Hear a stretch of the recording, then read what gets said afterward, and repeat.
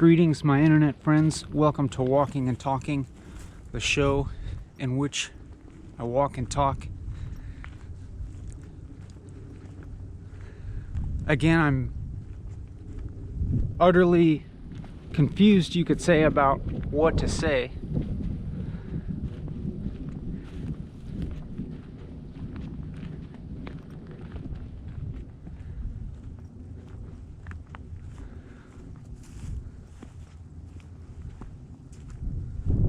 Like, just stupefied. And the question of why am I doing this seems to loom large and seems suddenly present.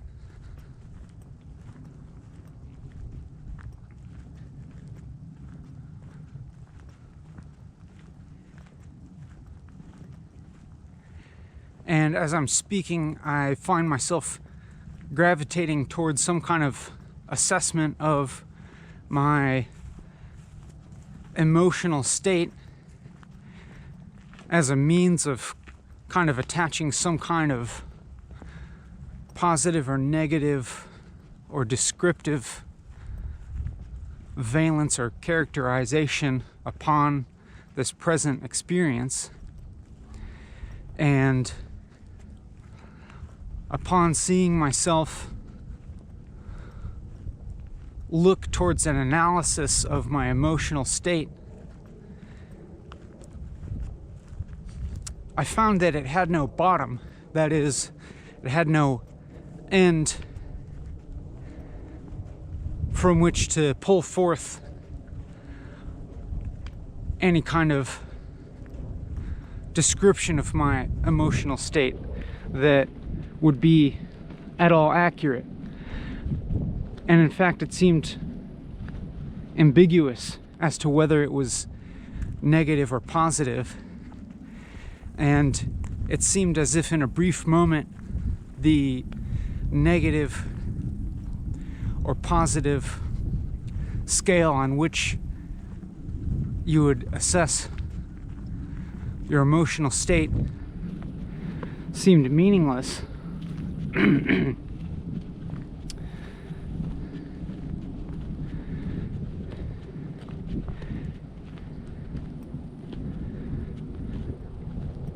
If I had to guess, it seems as if there was a point in the recent past, that is the past few moments of walking and talking, in which I could have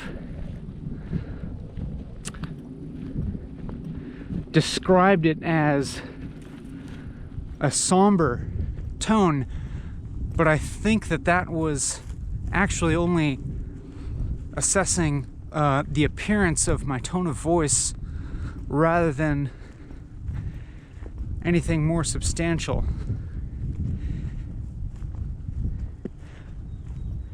But if I'm truly assessing this experience more truthfully, it's really ambiguous, and even a superficial assessment of my tone of voice and delivery, at least to me, seems to correspond with that analysis. Ambiguous.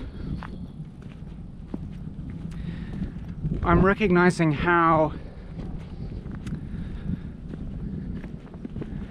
brief moments of attention, or attention to a brief moment, has been leading towards longer time periods of description that are calling upon memory of that brief moment of attention, namely a moment where there is a pause, where I'm grasping for something to say, and then several following sentences are based upon memories of that moment, but I'm also aware that those memories aren't the moment, and the memories aren't even exactly faithful to the moment in question. And in a more true sense, the moment not only doesn't exist now, the moment in question, the moment that has been described thus far, not only does it not exist now, but it also, in a sense, never really existed. Or what's being described of it is kind of a residue of something that is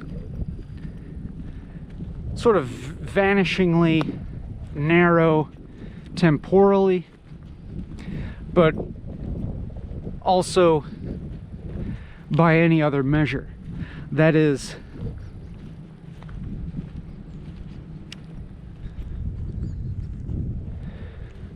say for instance, if we try to find a moment now,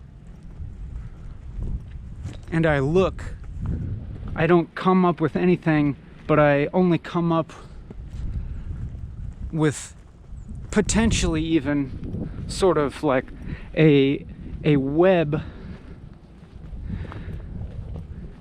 of apparent, let's say, a sensory phenomenon that in their interrelation to each other seem to point to something such as a moment,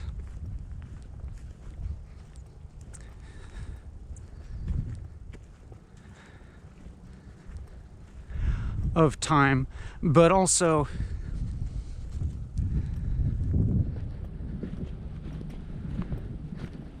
not only in the temporal sense, but also in, let's say, a physical sense, or even an intellectual sense. I find any instance of substantiality to be unsubstantiated, or an emptiness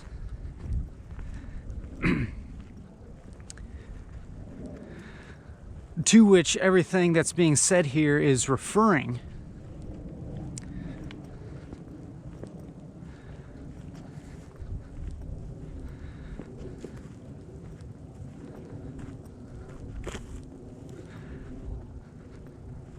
But everything also, additionally, everything that's being said here by inferring that it is even being said, or suggesting the idea that there is in fact something being said right now or within some span of time, some frame of time that we are supposedly holding in our mind, within which we can piece the relative meanings of the words and sentences together to form a meaning. None of the moments in which these words are said exists either, nor really any cumulative span of time in which things like ideas can be said to exist and to create this interrelated web of meaning that would refer to something. And in this sense,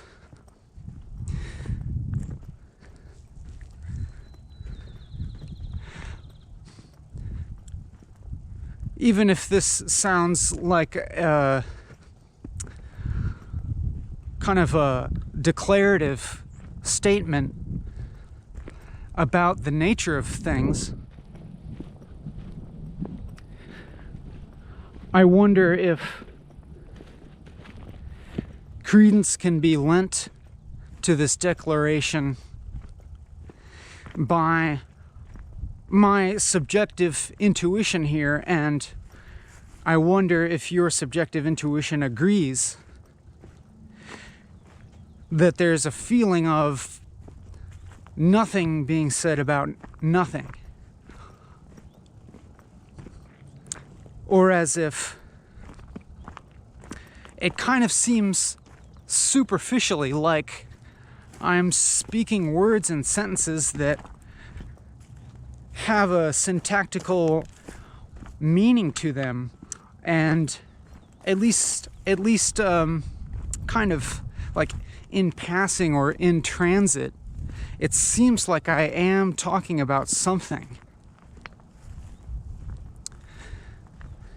And I say in passing or in transit because it's like at any moment, it seems like, for instance, in every word that I'm saying, like has its proper relation to the other words that are preceding and following it in a way that seems to make sense to you.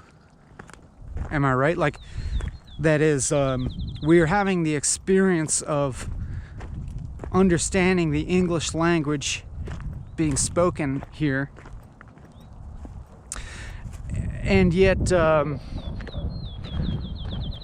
we can kind of pay very close attention or kind of strain even to try and piece it all together into a broader concept or deeper concept or underlying concept or just kind of trying to find something substantial that is being referred to here. And as much as I try to do that, I come up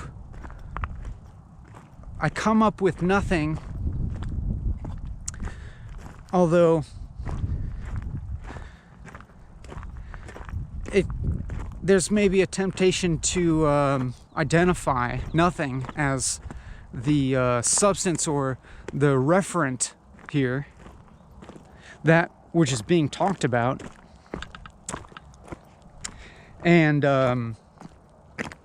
in that, around that, there being a kind of substantial meaning or something seeming to accumulate. Because also it's not like there is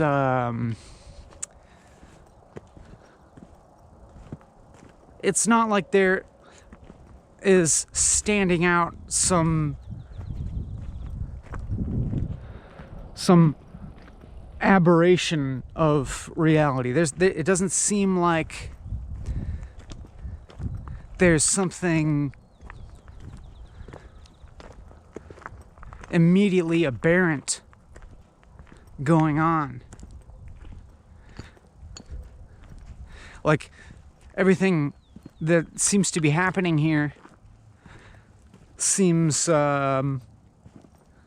totally reconcilable with the rest of reality, if you will, or what we would think of as the real world, or maybe the external world, or the rest of reality. There's nothing, as far as I can tell, that's in stark opposition to the rest of reality, or as far as I can tell,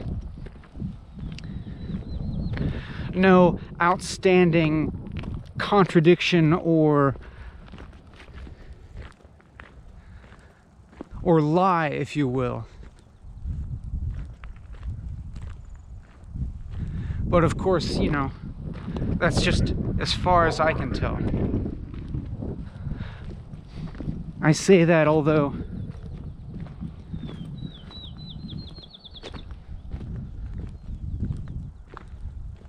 there's some broader sense in which I think this is all in some sense a lie, but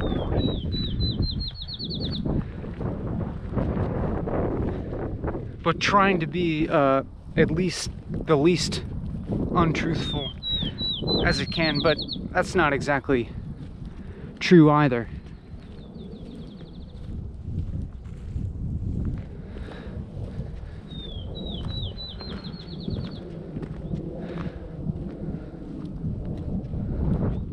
So I'm having this experience, or at least I seem to be having this experience of having a choice to make, or multiple choices, almost endless choices in time, choices to make about what to say and which path of thought to follow, that all seem to be different frames of talking about this experience, whatever this experience is, and there just being endless options with regard to every single variable. So for instance, just the even just the basic variable of what am I even talking about as this experience, and take the temporal variable of that, for instance. Am I talking about the vanishingly narrow moment of now, or am I talking about some broader temporal frame that it would include, let's say, everything that's being said, or somewhere in between that?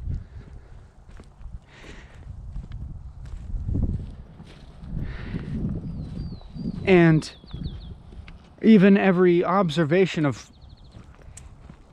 the choice present between, within all these variables. So each variable has many different choices that can be called forth as the basis of the following thought. Even that observation reveals within it a totally different kind of observation, which is the one being talked about right now. Kind of an observation on an observation, if you will. And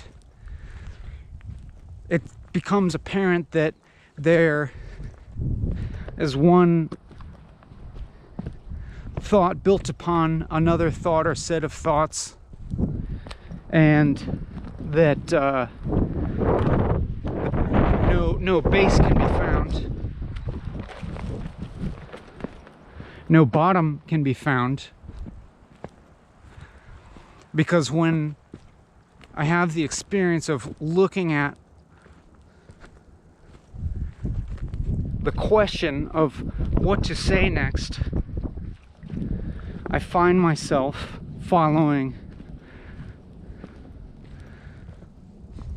going through a type of thought that may be searching for what is the most fundamental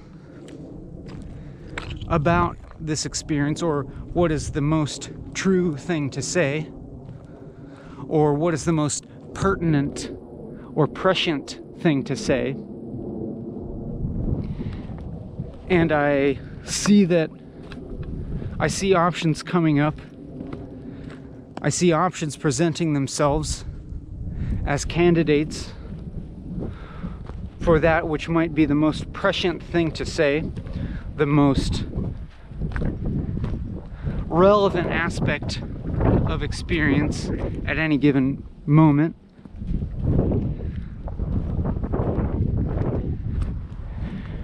And then upon observation of those candidates, they reveal themselves to be founded upon all kinds of things that have no substance, or that they reveal themselves to be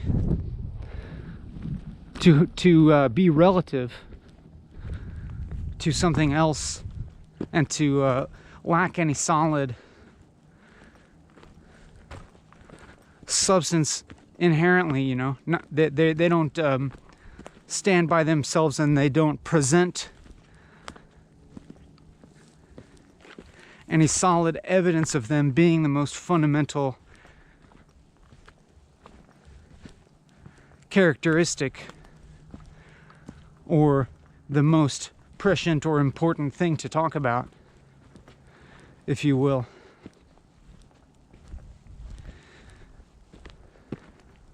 And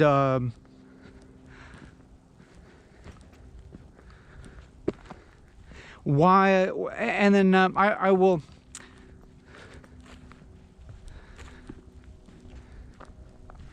My attention might flash upon some other aspect of experience, let's say while saying something, and while flashing upon some other aspect of experience, or let's say like my attention shining on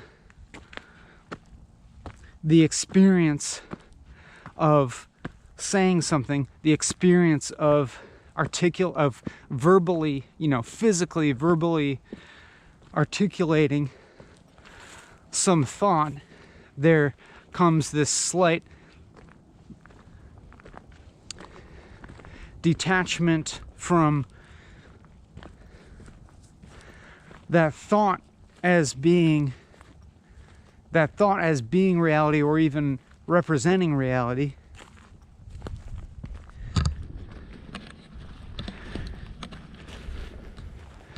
Because it then appears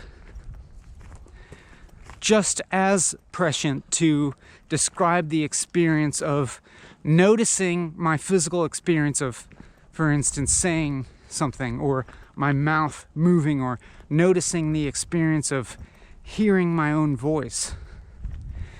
And then I can kind of start to investigate that experience, like, you know, hearing my own voice, and that just starting to exhibit a kind of strangeness, if you will.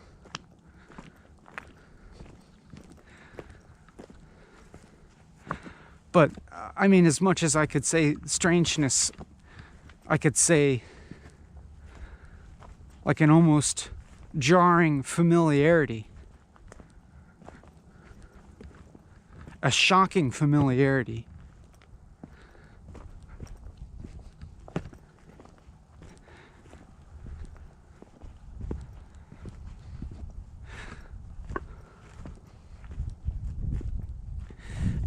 But at the same time, an unfamiliarity, like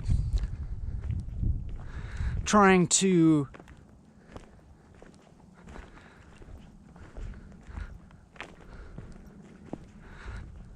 collect at once everything that has been said, and not exactly recognizing all of that as being part of myself, or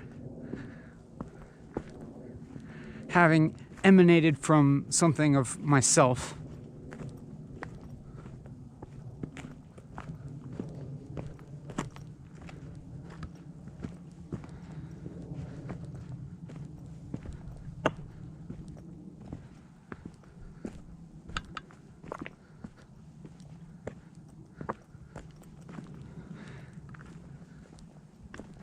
And even each mental action that seems to occur,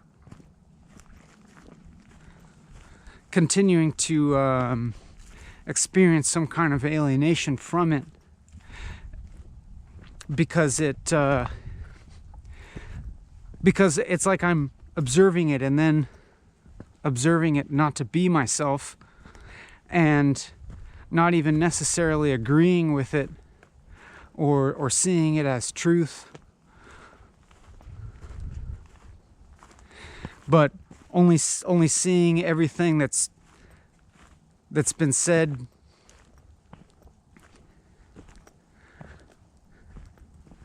as a very relative and limited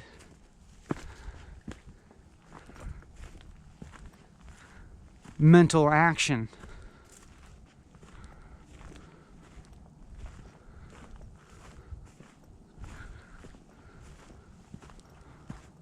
Or all of it being in transit, or the movement of something.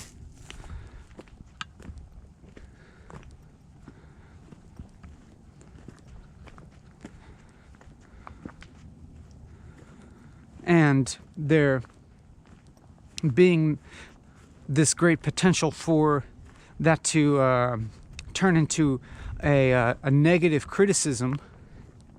And there's a sense in which I feel like I have to let go of all of it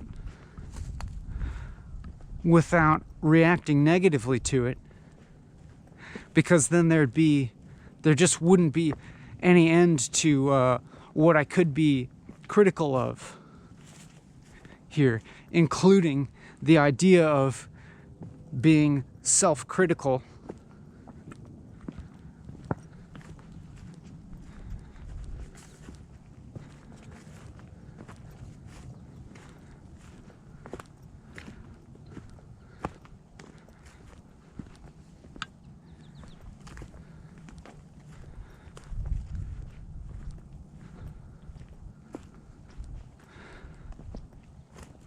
So it's kind of like continuing to exist, or continuing to let everything go, but like experiencing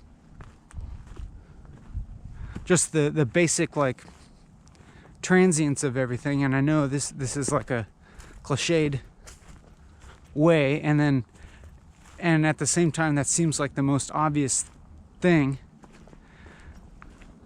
Like even if you said of your experience, look, time exists.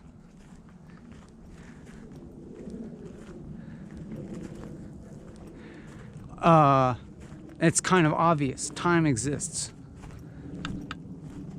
And if we're moving through it, or time, either we're moving through time or time is moving through us.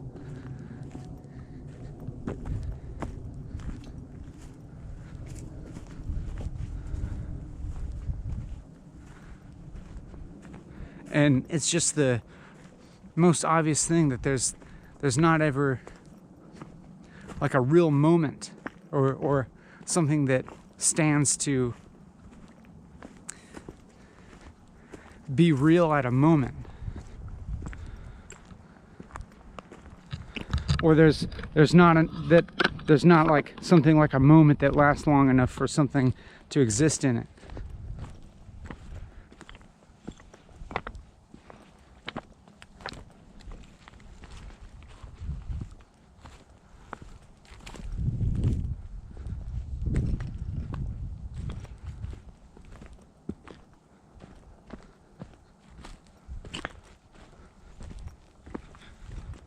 And it just feels like it corresponds with this experience of things not being enough, not being right enough or good enough or sufficient. Like everything in experience is kind of like insufficient.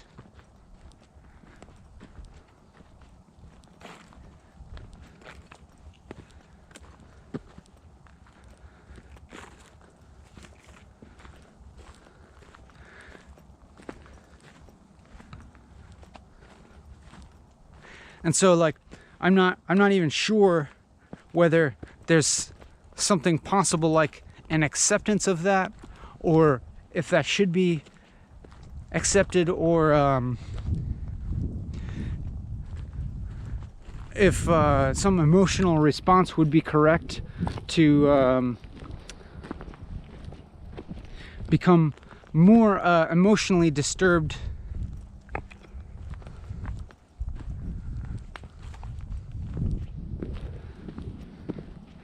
and motivated to get out of this experience of things being insufficient or just like incomplete. But I mean, it's as if like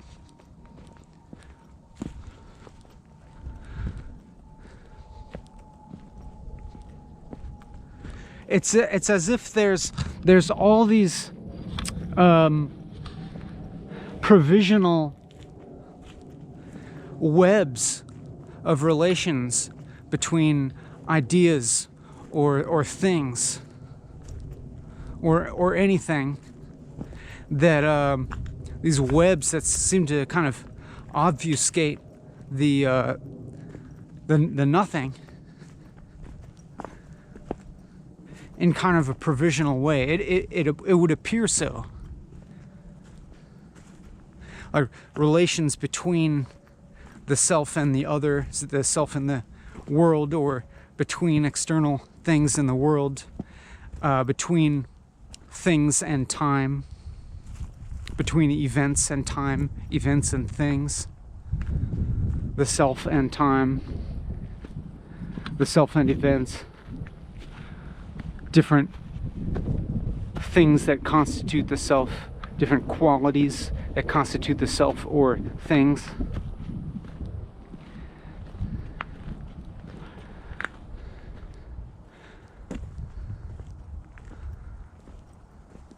These webs that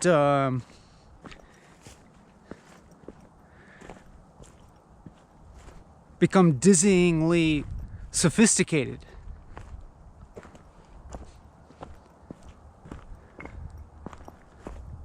As kind of an obfuscation of nothing, or an obfuscation of, you know, some whole. You know, either way, either meaning of whole, like with a W or without the W.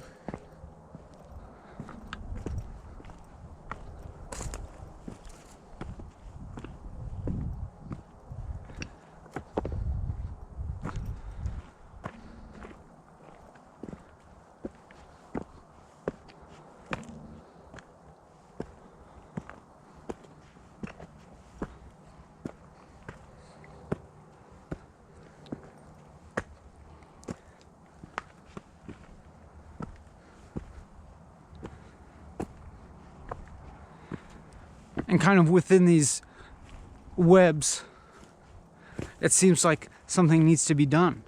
Things need to happen.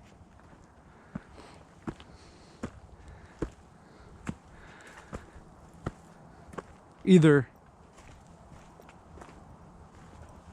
from yourself or from outside of yourself. Either you need to do something or something else needs to happen in the world in order to solve this puzzle that we see, you know? It's like like there's something wrong, and but that wrongness is really just a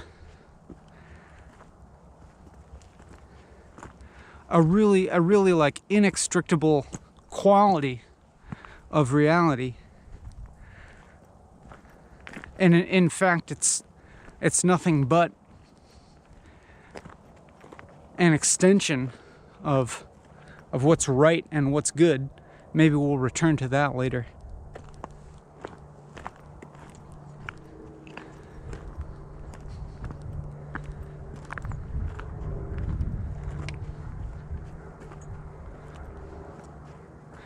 But the wrongness kind of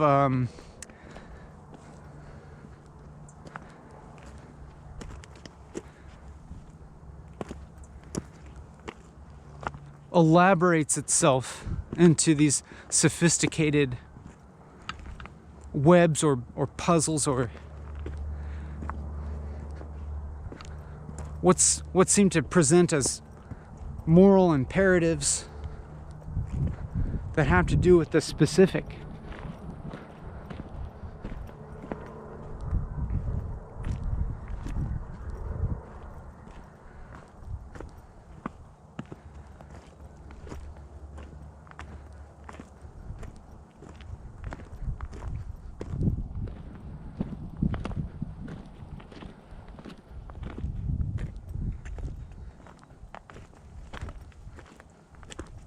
And then, if we could only, it's like, it's kind of like, those puzzles that where you shift the tiles around. There's like a grid of tiles that you can shift around, and you have to try to, and there's only one gap in the grid. There's one space where there's no tile, and so you have to figure out how to shift all the tiles around in order to assemble the correct image, in order to arrange the image so that all the pieces line up. But and that's kind of like how reality is, but the joke of it is that there is always one tile missing, and because of that, the image is never complete. But on the same token, it's only because of the missing tile that any of the tiles can be shifted around. It's only because of the missing tile that there is any, what we could call, freedom of movement of the remaining tiles that seem to have information. It's like, and I hope you get the picture of this game. It's like I used to have one when I was a kid. It'd be like, maybe it'd only be 9 tiles, maybe it's more, maybe it's 16, maybe it's 4x4 grid with an image on it, but it's all jumbled up, and so it's missing one tile. You know what I'm talking about. But if all the tiles were there couldn't be any motion of the tiles. It would be fixed in place, and therefore it would not be a puzzle, and it wouldn't be interesting. It would just be a static picture.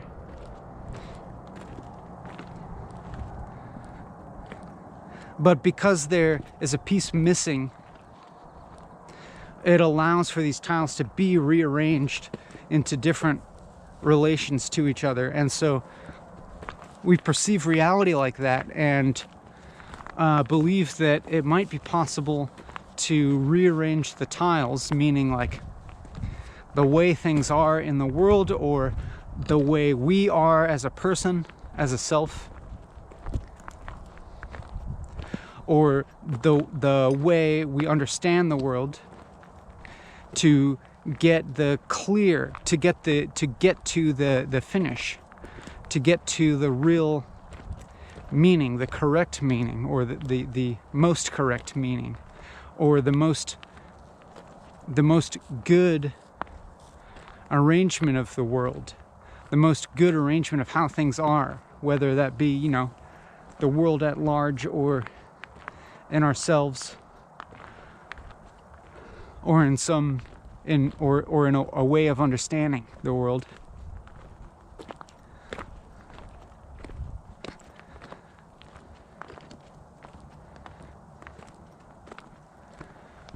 And so, we probe into these bits of information, these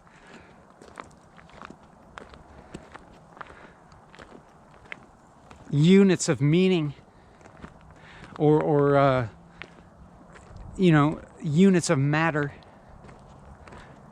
objects. It's like talking about either the material realm. We're trying to shift around the material realm in order to make it the best possible way,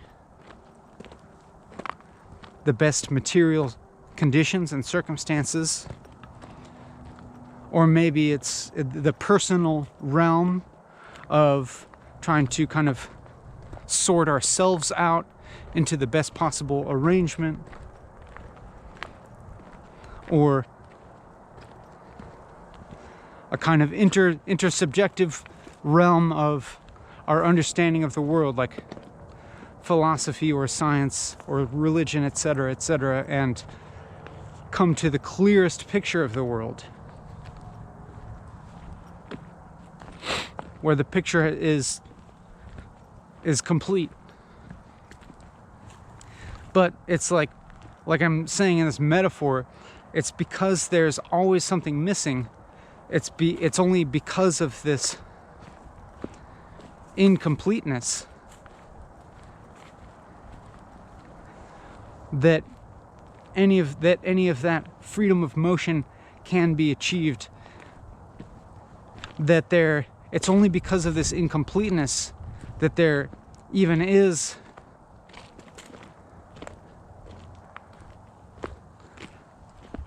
anything like potentiality, which is the same as saying consciousness, because consciousness depends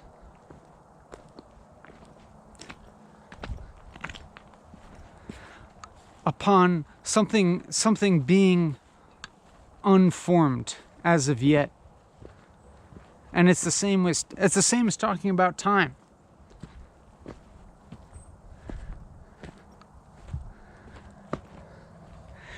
It's like there would be no time if all of the universe were complete, if you will, or already preformed.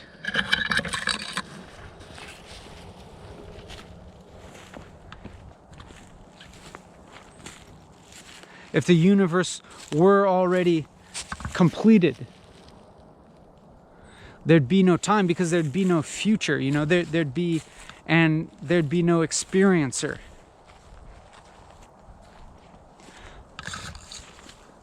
Because there would be no movement.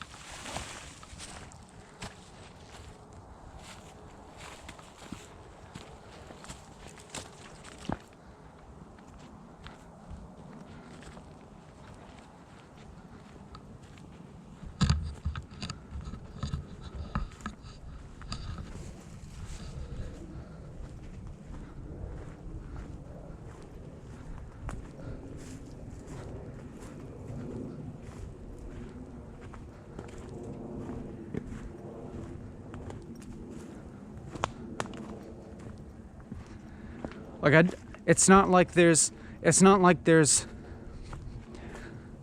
independent observers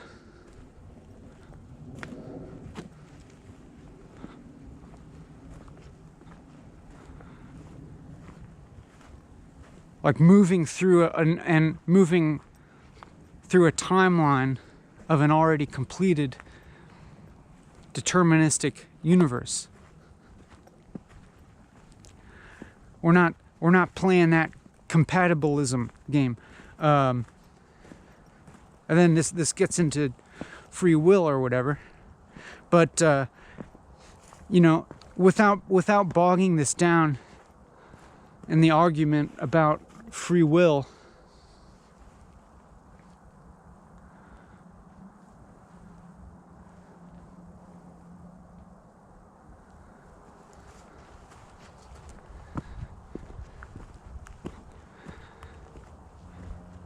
what I'm trying to get at more directly is like, there is consciousness, or at least there seems to be, and the fact that there seems to be something,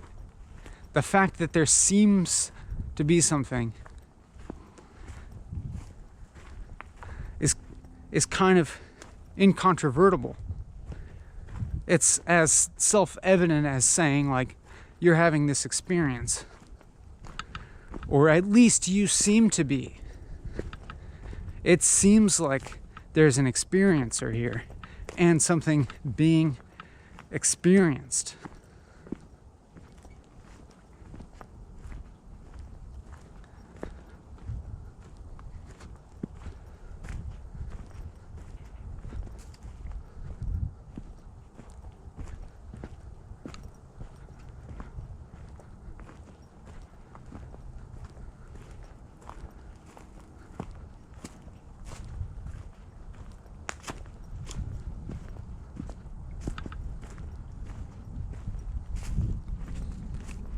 And there seems to be something that can make a choice. You know what I'm saying? Even if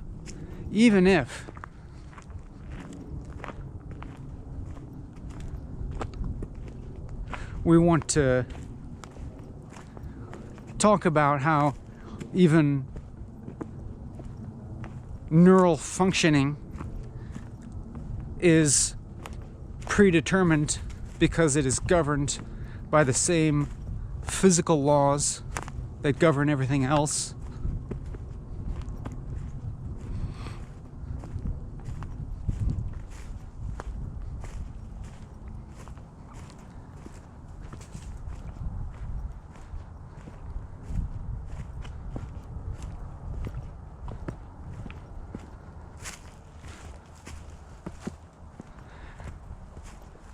It still can't really, you can't really deny this aspect of incompleteness to experience. That you cannot grab experience at any moment of time, or you can't grab anything other than in a relative way, in a relational way.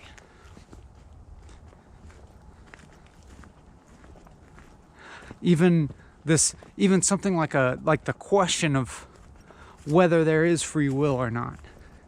That there is the question, you know?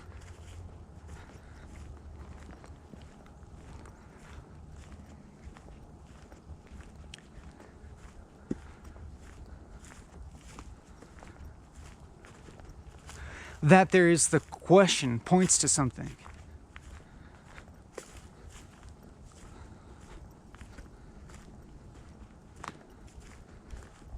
That there is disagreement.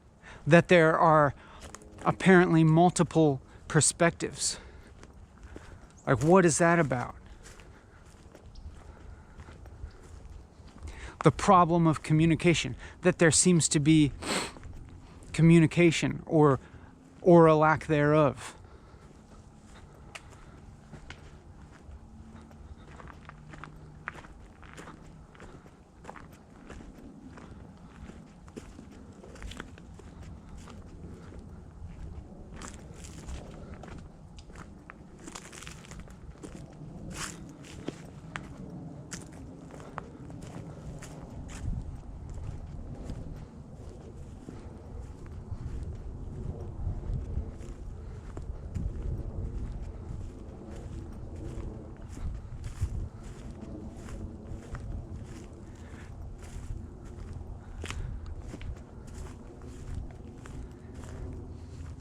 The problem of mortality, that there seems to be something that is mortal, that will come to an end.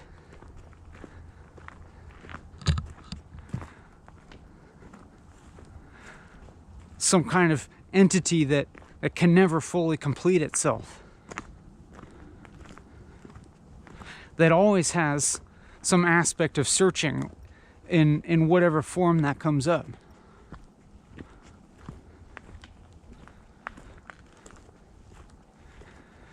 Even if it's in contentment, you know, even if we're experiencing what we could deem contentment, or even like, you know, total contentment.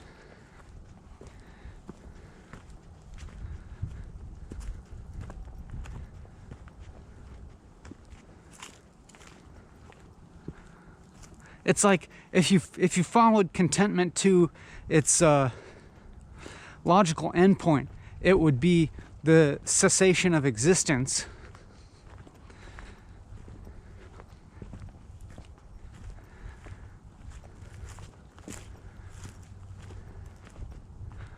Or the cessation of the illusion of existence, or the cessation of having ever existed, or the cessation of the illusion of having ever existed.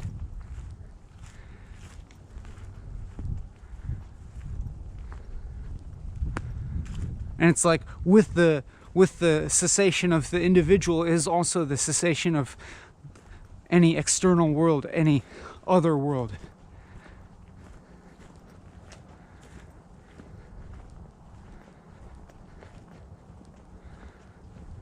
You know what I'm saying? That kind of like has the potential, that idea has the potential to run in contradiction to a sort of Euclidean notion of the world that continues without my individual existence in it. You know, as I die and then the world continues, but then that brings us up to that age-old question of like,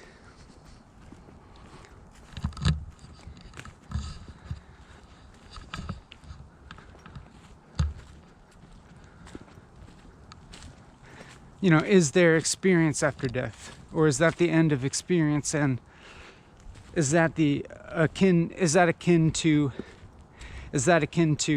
the long sleep? But it's more nothing than sleep, you know. There's no dreams, there's no experience whatsoever. There's absolutely nothing. And in absolute nothing, of course, there's no time.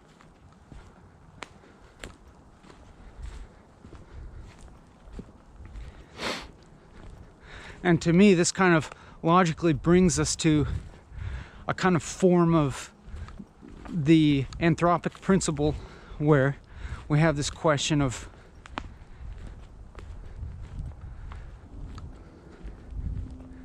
well, why am I alive right now? Because if I weren't alive, there wouldn't be any experiencer to ask that question. But you know, it maybe like in another important sense, it's like it brings us to this acceptance that, or we have to kind of accept that the quality of experience is not just our own as an individuated human, that the quality of experience is larger than the individuated human. It's not just ours.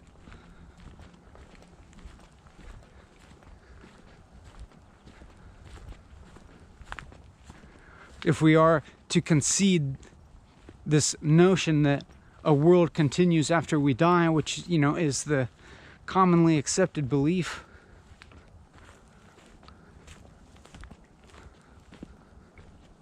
it's the reason you would do anything good for anybody else or for your children. Maybe it's the reason one would have kids or would raise your kids or would do anything for your kids.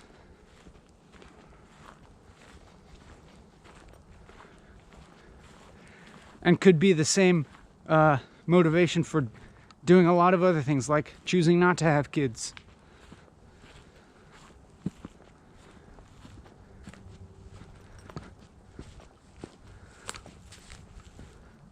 Or any forms of the motivation to be a good person, you know.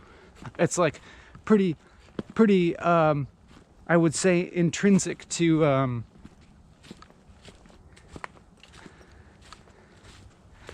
anything that would inform our behavior in this world. This idea, this reality that there's, you know,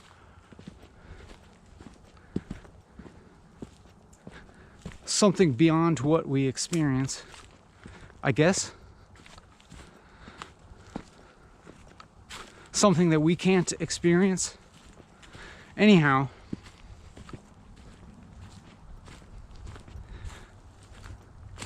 apart from getting into morality, like returning to this kind of anthropic principle of why am I alive experiencing now, or why does it seem like that, when you can make this logical conclusion, if you're sticking in a Euclidean worldview, that it is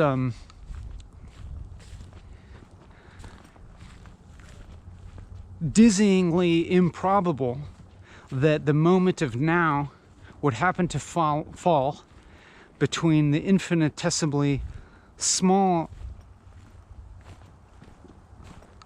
fragment of time that is between our births and our deaths, and that the now did not happen to fall before our births or after our deaths,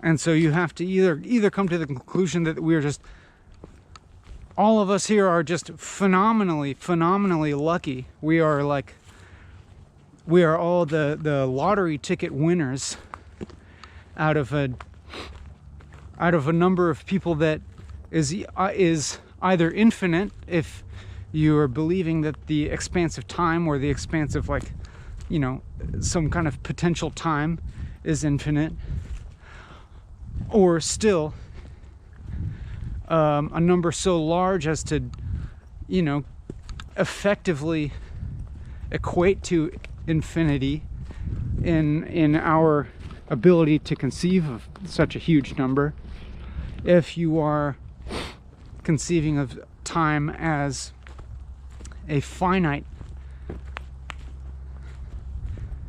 thing. But then it's like, you always get to, whether you're talking about something being finite or infinite, you know, and we can apply this to time or to space. If you are conceiving it as being finite, space, for instance, if you're conceiving of the universe as being finite, then you're effectively saying that there's nothing outside of it, because, like, by definition, anything that can be said to exist, whether inside or outside of the universe, is by definition part of what we are calling reality, you know? It's like, let's just define the terms right here and now. Like, whenever I say reality, or whenever I say the universe, what I am meaning is anything that can be said to exist, or even conceived of as existing. Which means, like, if there is an outside to the universe, that outside either has to be nothing, and if it's a nothing that can be conceived, then you're calling it, you are kind of definitionally dragging it into reality, and then you are, in a sense, giving the nothing a substance, making the nothing into something. Or you're essentially, it becomes a paradox, like even the idea of finiteness, like in space or time, like there's no, it loses its meaning. It kind of destroys its own meaning, if you will. Hello. Hi. How are you? Good.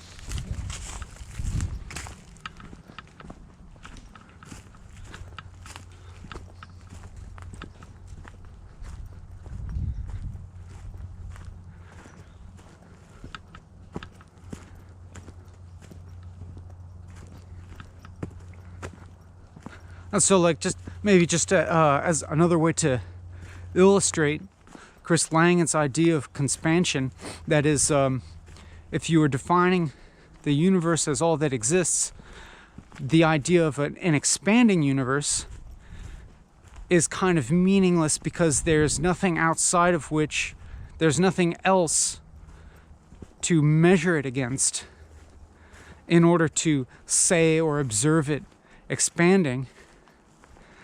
But if you are observing the expansion based on reference points that are all within the universe, which is all that you can possibly do, of course, you can only observe this expansion, this quote-unquote expansion, from within and between reference points that are within reality, that are part of reality. Then it is in fact more accurate to say that it makes more sense to refer to the universe as conspanding, as in it's like the contents of it are actually shrinking. And because the contents of the universe shrinking all at once is the same observed effect as like the space in between objects increasing. You know what I'm saying? It's like both this, because all of this measure of space is all relative to each other. It's like space is only meaningful in relation to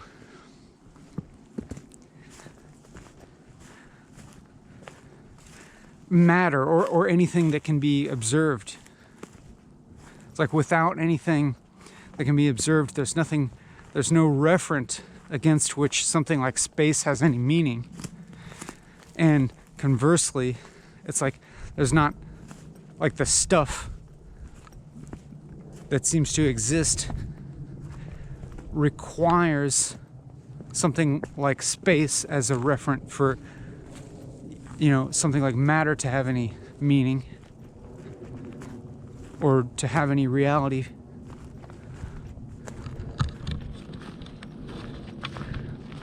And so all of matter shrinking is a little bit better depiction of what's going on than space expanding, because because all the matter shrinking, you can still have it. It is a self-contained relation. It's like shrinking in relation to space, a space that is contained. I mean, it's not really contained by anything. It's contained by nothing, you could say, which doesn't mean anything. But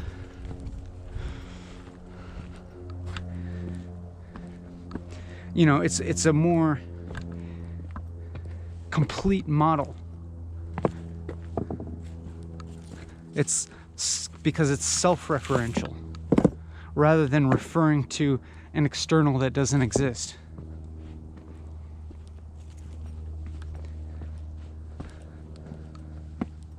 Anyhow, what did I even... There was something else. There was something I was going towards that caused me to get off on describing that conspansion. I mean, I guess that it relates to this question of whether there is a something that we can refer to as nothing, or is there something we can refer to as nothing that has any meaning? And I think kind of no, because anytime you're referring to a nothing,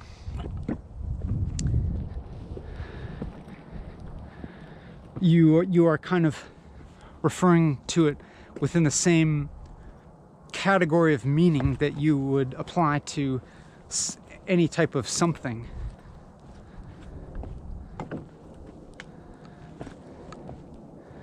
Because a true nothing would definitionally escape definition. By definition, nothing would escape definition would be undefinable.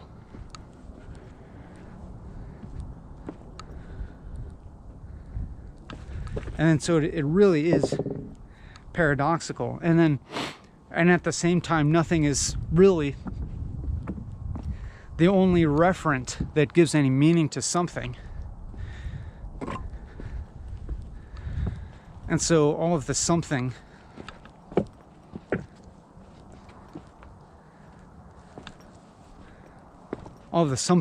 also loses its reality. It only kind of but then the something kind of like creates, like seems to kind of create itself in this transitory web of relation, but it's really just like, you know, it's like whether we refer to something as, you know, the whole or to nothing really makes no difference. They're both equally meaningless. Whether, you know, it's like saying the whole is the same as saying nothing,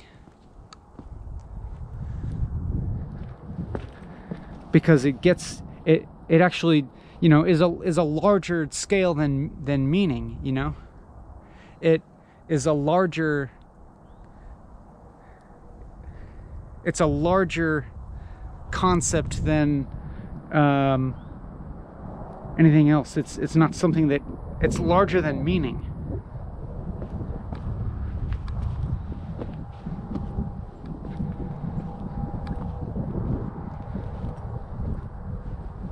If you get to something that doesn't have anything that it relates to, that doesn't have any opposing other, you know, so you just cannot talk about the whole meaningfully.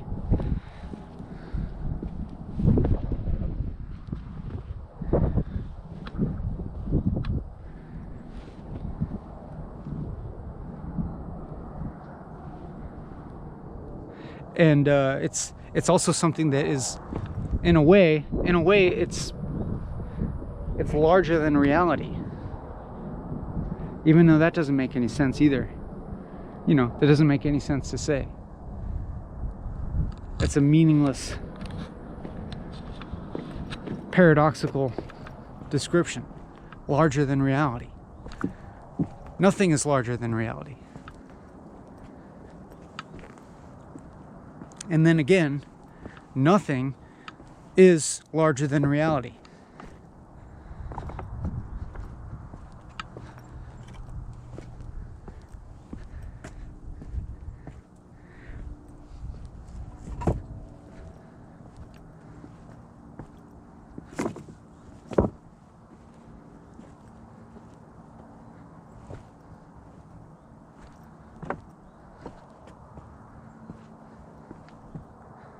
And you can't get to any end.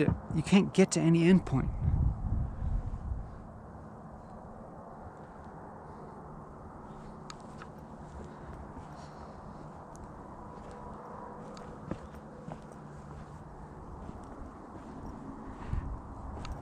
It seems so self-evident that you couldn't get to an end.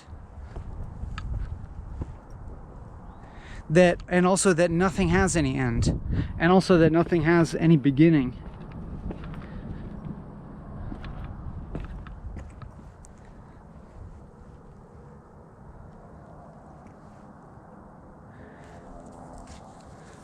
And then from there, like following that there isn't even any now, there isn't even a present. And that's of course a paradoxical and meaningless thing to say. It's impossible. And yet, if you follow what seems true, you get to this, you just keep going further into some kind of morass. I mean, but it's not really a morass. It's actually just the same as anything.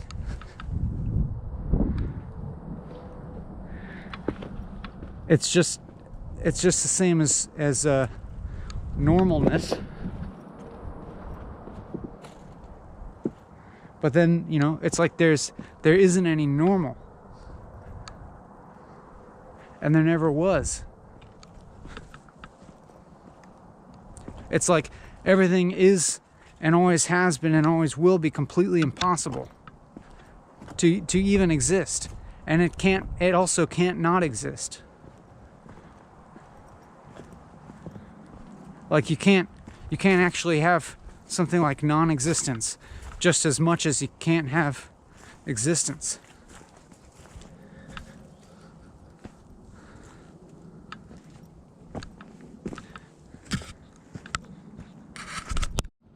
I realize that a lot of the things I'm saying may appear as assertions that are not fully self-evident or not fully backed up by everything that I say, and would seem to require a more thorough basis or explanation or evidence. Maybe. But and I feel like kind of a lack here. It's like I feel an inadequacy here because I have this suspicion that like the things that I'm saying are not adequately connected with my what I'm calling direct experience or something, or what I am conceiving of as direct experience, or being able to say things or explain them which would connect them to your experience in a way that would make them kind of evident. But then at the same time, I'm also very suspicious of my own position as of being one to try and tell you anything or explain to you anything, because there just isn't anything to get to.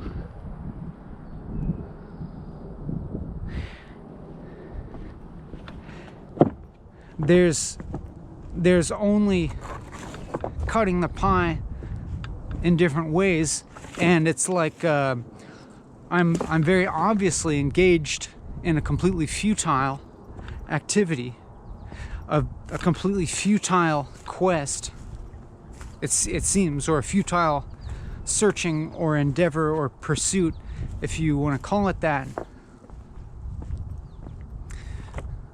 of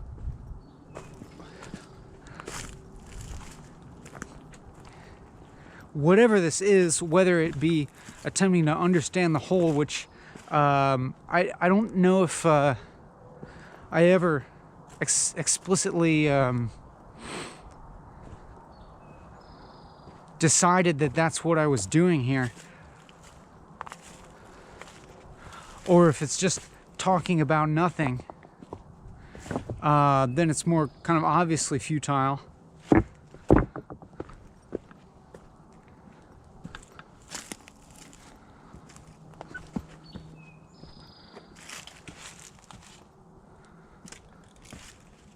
And they're being like I'm talking, and there's always these unexamined assumptions that I realize I've been operating upon all the time. Like they just keep going. Like the assumption that I should try to speak in an engaging way, like I'm thinking about your experience and having some kind of idea that I should be giving you something in some form or other, and then, or that which on one hand, which it seems like, you know, incorrect in multiple ways. Like on one hand, it being based on the assumption that I have anything to give to you or teach to you, or that you could learn, or that would be an addition to your person in some way or another, or improve your life in some way or another. Which, to be perfectly honest, I don't think that's true. And then kind of following from this unexamined assumption that I should be benefiting you somehow, it's like then there's all these questions that flow from that of like, how, like, should I be saying something that you like, or that is engaging enough for you to keep you listening, to keep your interest?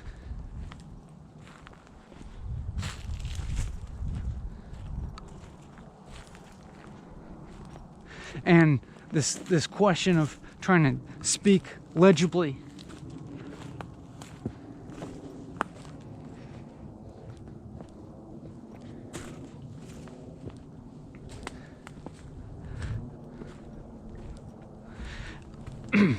but maybe it's that what's going on here is not so much about like a positive aspiration towards something, but is maybe you could get closer to defining it negatively, of saying it's, I mean, and that's maybe how I'm approaching it more, that it's trying to avoid being this or that, trying to avoid being that which I can recognize, because that which, you know, that which I can recognize as being something while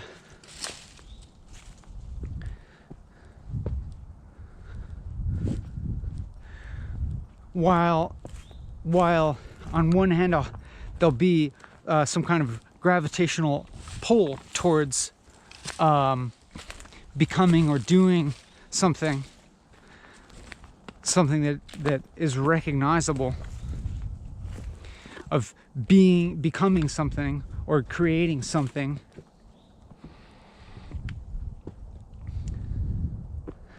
There's a gravitational pull towards that, but it's gravitational, you know. It's not. It feels. It's like something foreign to. I don't know. What seems more prescient? What seems more? I don't know. This is getting into paradoxical, because I'm trying to kind of like rationalize what I'm doing, or drag it down into the realm of being meaningful, of having a type of value, and which I'm also seeing as a kind of degradation, or being defiled in a certain way, which also is not really true, because even using such a term as defilement or degradation to refer to the characteristics or qualities which may have a gravitational pull about them. So like things that are recognizable, things that contribute towards the action of individuation and separation, the things that spark the emotions of longing, and things that kind of like stratify the whole into desirous, individuated beings, even in very subtle ways. A mistake is still being made by judging that as a negative, or attributing it with any sort of negative valence whatsoever, especially a term like degradation or defilement, You know, it's like setting up this spiritual hierarchy or something, or hierarchy of between you know, just simply aspects of the manifold appearing lower in the hierarchy, and the whole, or what I'm mostly kind of pointing to as a form of void, as being higher up, you know, being the top of the hierarchy or something, which is a total misconstrual. It's a twisted view, but it's in a sense, it's like an understandable twisted view. It's like it's an understandable defiled view that is born of what we're calling separation and individuation. Of if there's an individual here, then it's seeing, it's it's the very quality of being individuated is creating things like orientations, multiple orientations that would include past and future and present, or the good and the bad, or things like the one and the many, and so, like, as such, that's not even to be rejected, or to be it's not even to be referred to as defilement, because on the basis, simply on the basis that it seems to exist as much as anything else seems to exist, which increasingly, which, you know, not, I mean, increasingly is also kind of a mistaken way to say it, because it's like denoting this, it's denoting like movement in time. It's implying this directionality in time, which is like, you know, the very thing that previously was referred to as defiled, and then it's like we keep kind of going up in these meta levels of recognizing that every framework in which we referenced anything as existing on some kind of hierarchy, or any framework by which we could refer to anything as being even relatively defiled, is itself a defiled view, or a twisted view, if you will. And then, you know, we just keep going in that loop, because it's like, you just heard me, you know, calling anything twisted, and then it's that in itself being twisted, and what I just said being twisted, and I could kind of pretty much keep going that way infinitely, and that would, in fact, to go in that loop infinitely would in fact be the truer, I mean, like, the relatively less untrue portrayal of reality, or unreality, kind of, you know, is just as accurate a figure of speech for this sort of thing.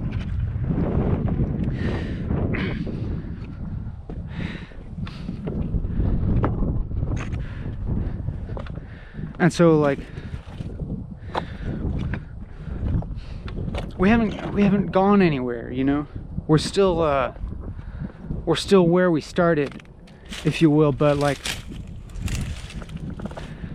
you know, just different kind of levels of acceptance, if you will, or yeah, something like that. Like, not having really like transcended anything, or not really you know, doing away with this any kind of notion of transcending anything. It's like a joke, you know.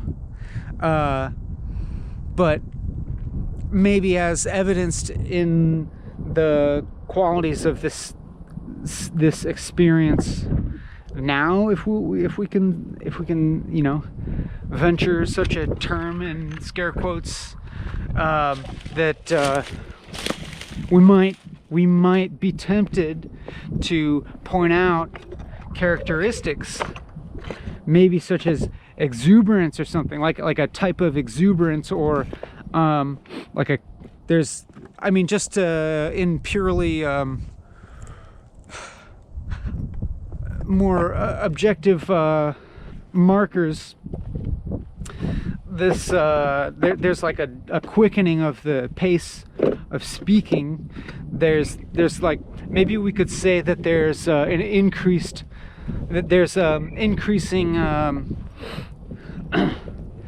there's increasing like actualization of some of the characteristics of reality / unreality that have been alluded to before, but that seem as if they're slightly more they're slightly more integrated into experience or something, or experience seems slightly more unified, or like viscerally and sensually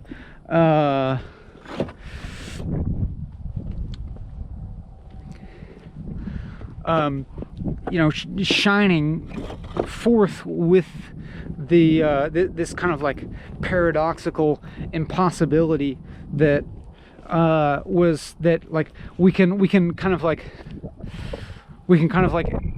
extrapolate out of the present by calling forth memory of the past,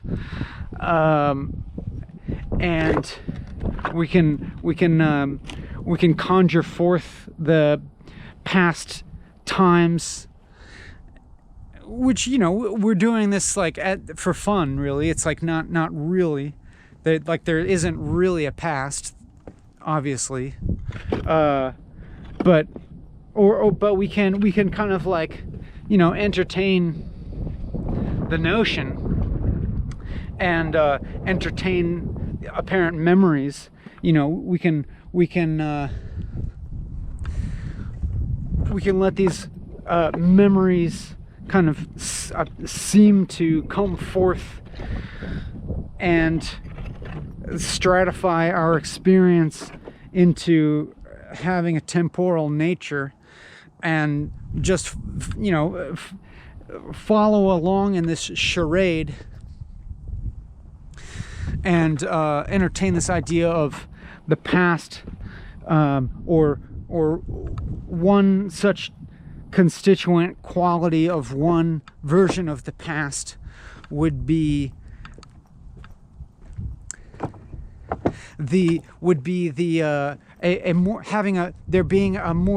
a disconnected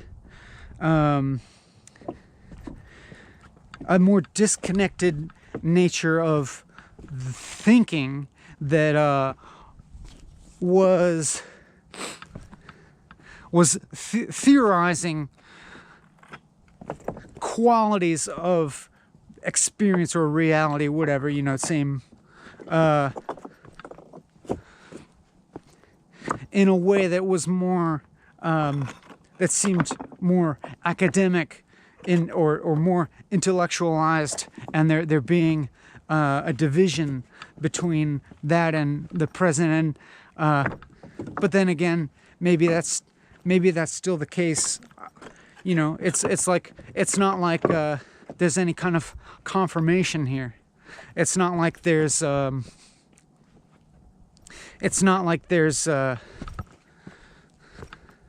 something hard existing. There's not like there's something that's been achieved here. It's like that was all something that we're indulging in. This idea of progression, of this moment there, or even the idea of there being a present moment here that has a quality that is made meaningful in distinction to a quality that existed in a past moment, when a past time existed, and that if you are kind of like following that illusion, or if you're entertaining that illusion, then it makes possible the comparing and contrasting of experiences, as of there being, you know, multiple experiences, and some of them being more desirable than others. Although it's like, as I speak of that illusion, I'm wondering now if there isn't some kind of reality. It's like I speak of the illusion, and then maybe I start to wonder if it isn't real. Like a dream, is the dream real or not? Like, it's like, if you're asking the question seriously, then it's probably not. But it's like, is this experience, I mean, and I'm already like suspicious of every word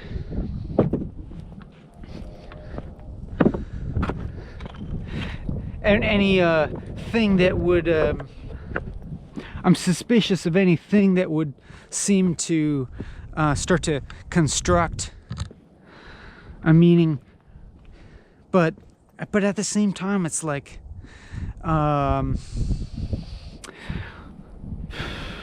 we're still kind of, it's as if we're still kind of following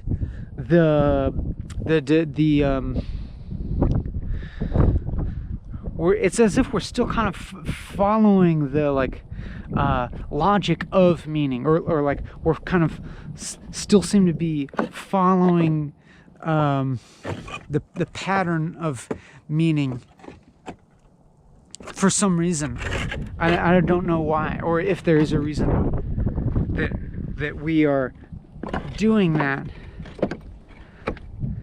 or if it's possible not to, you know, if there is anything, if there actually were something, because it's like, it's not like I could it's not like it would actually be possible to consciously decide to step outside of meaning, or it would be like saying stepping outside of reality. It's not actually possible, because any outside you would get to would still be reality. And it's the same with meaning. It's like there would have to be a preceding meaning to lead towards the decision to leave meaning, and then everything that resulted from leaving meaning would still be an extension of that meaning, that logic. And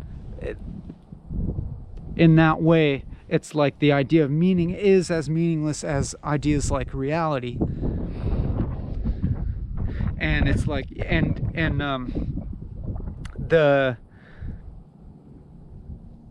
what we're saying here is that even the manifold kind of conspanded, or the manifold relative webs of relative meaning that seem to obfuscate, and as much as they seem real, it's like the creation of meaning, or the creation of reality is actually the same, is one and the same action of obfuscating reality, which is the same as obfuscating nothing, which isn't actually anything at all. There isn't actually any action. There isn't actually any action or movement or change, you know. It's like there isn't actually even any transience.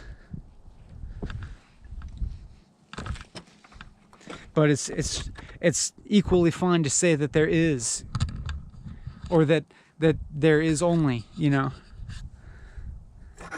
that stuff that there isn't.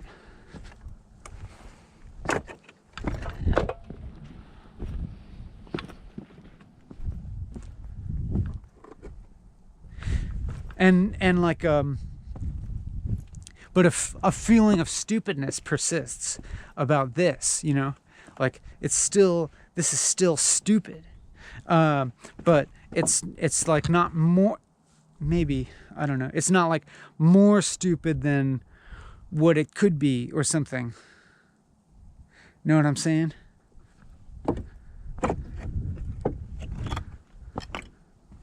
It's like this is stupid, but in the same way that everything is stupid. I think.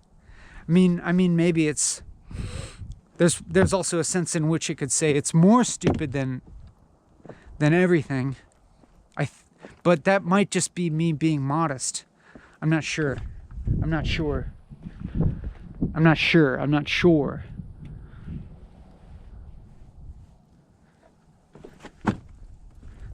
I mean, there's the feeling of, there's the experience of stupidity, like as an active thing, of an action. It's like I'm like I'm being stupid, or I'm stupiding or something, or more that like just like stupidity is like doing itself.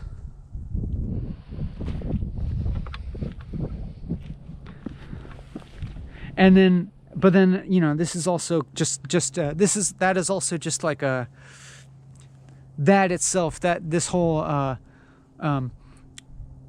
proclamation of stupidity is itself a cop-out. It's a shield, you know.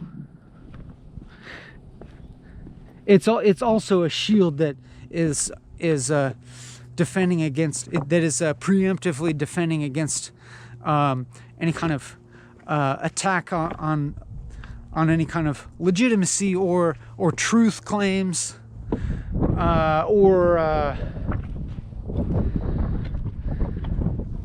seriousness.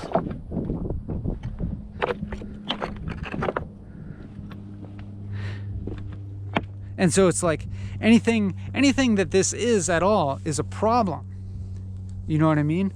Like anything that this could be, anything that this could possibly be, any quality that it could possibly have, is just as problematic as it is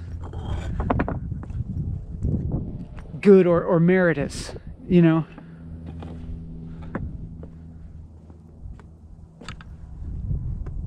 It's like any merit that it has is also its liability, just as much. It's pretty much one and the same, because it is pretty much just, you know, rearranging the tiles on in the puzzle.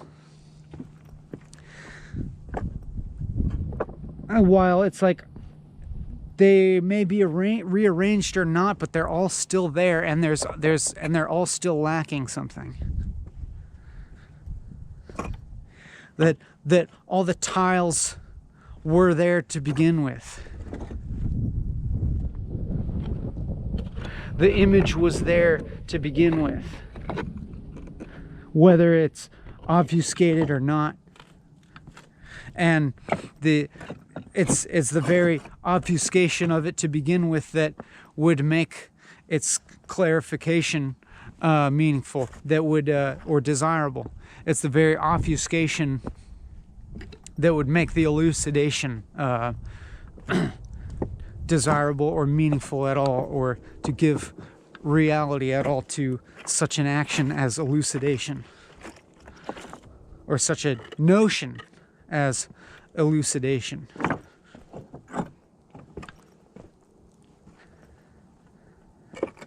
And then the elucidation itself,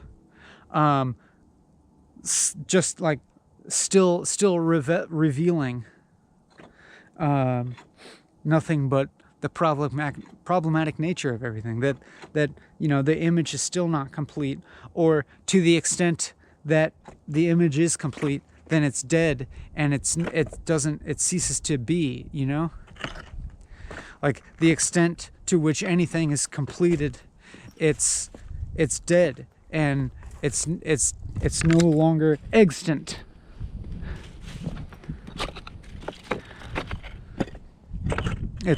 Which is why, you know, it's like reality is necessarily incomplete. which is, you know, you can't even think about that. You can't even think about it. You can't even think that. It doesn't work. It doesn't even work.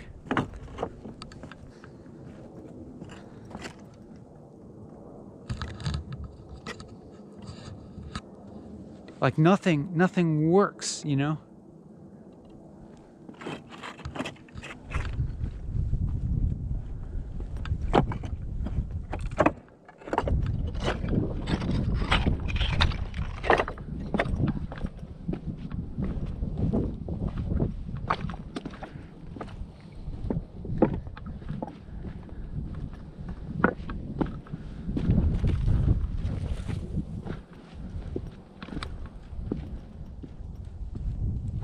Like it's just it's problems all the way down.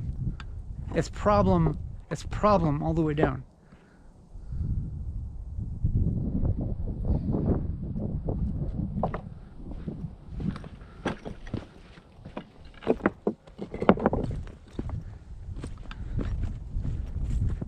And like, you know, it's like every single thing that's said here is a problem.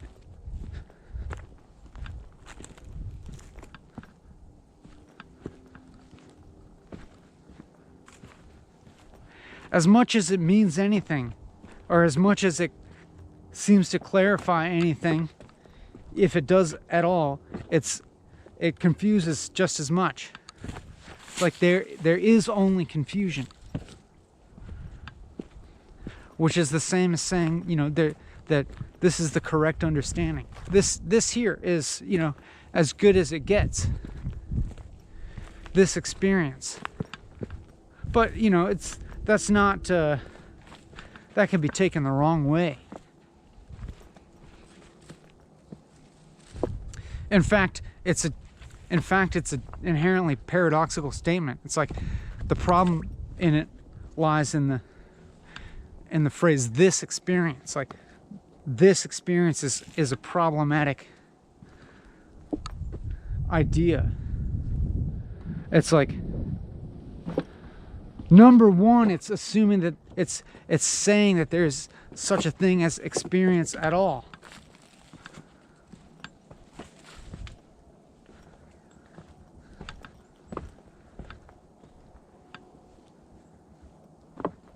So I mean, there's just talking here, and that's it. There's just talking, and any kind of exuberance or vigor that might exist here knows that it's not getting at anything, that there's no end, that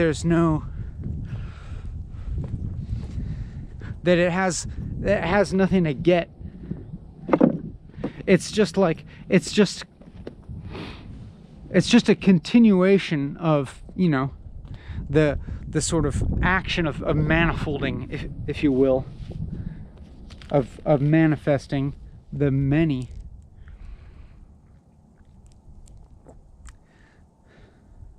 Which there's no reason for, you know. It's not, there's no reason.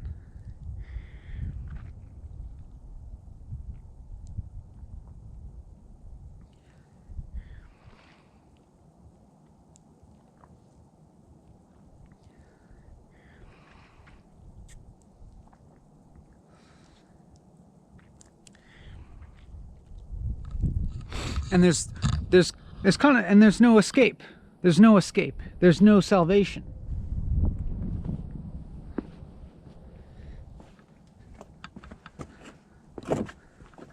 There's nothing that will survive. There's nothing that can survive. There's nothing that has survived.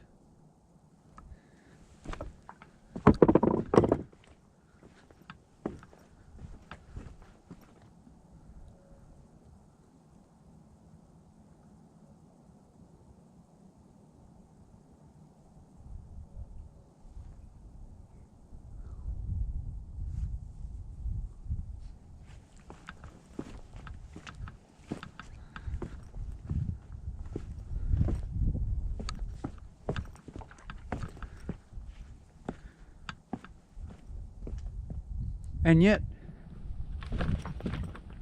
here it all is. Here is everything. Here's me. Here's you. As individual people who exist in time in relation to other things that do or even do not exist. And people that have died and people that haven't been born yet.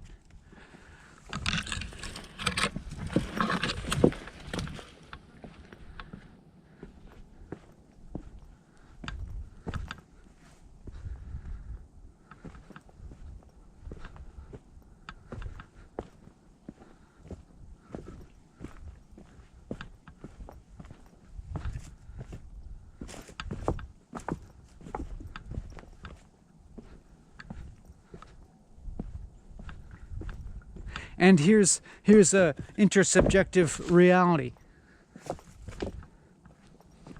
that people agree or don't agree on. Here it is. It seems.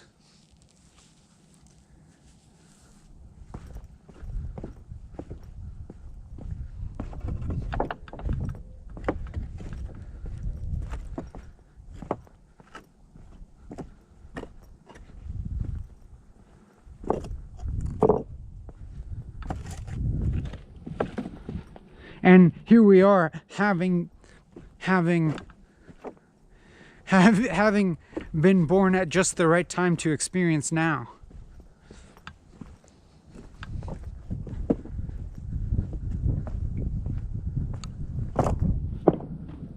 We lucked out. We're so lucky.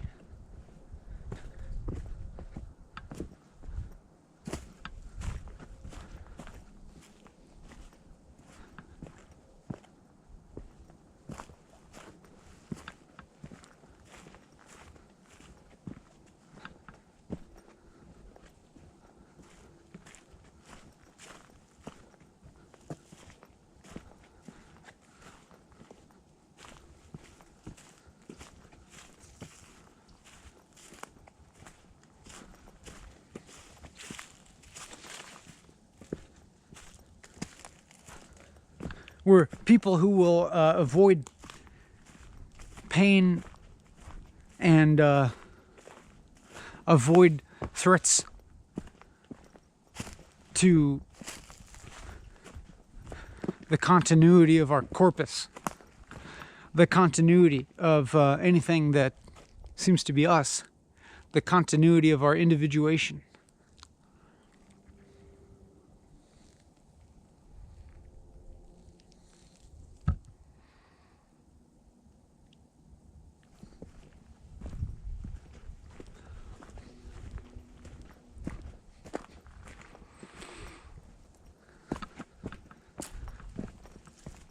But it's like, separation for there to seem to like there's something, to seem like there's something.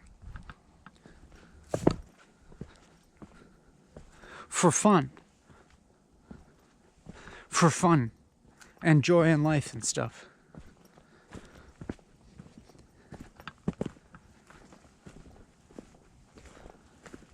There's limitation in order for there to be life. There's limitation in order for there to be experience. But there also is no limitation, and there also is no experience. But there is.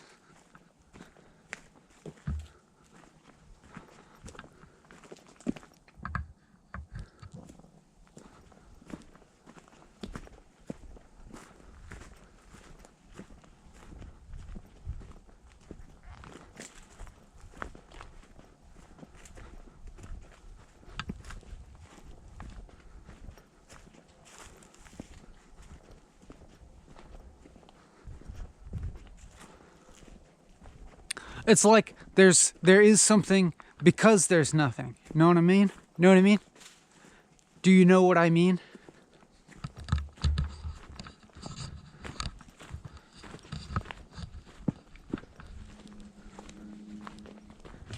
There's there's you and me and the world because there isn't anything. Because there never was anything.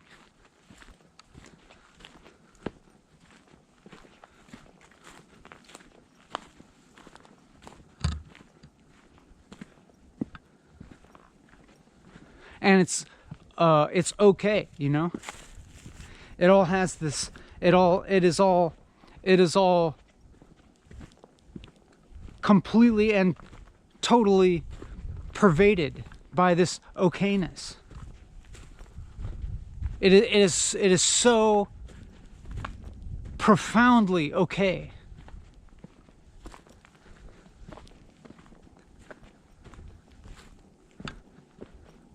Where like this okayness doesn't need anything. It doesn't want anything.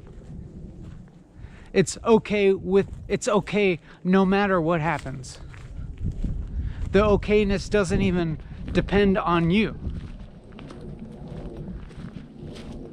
It's like you are kind of an extension of okayness.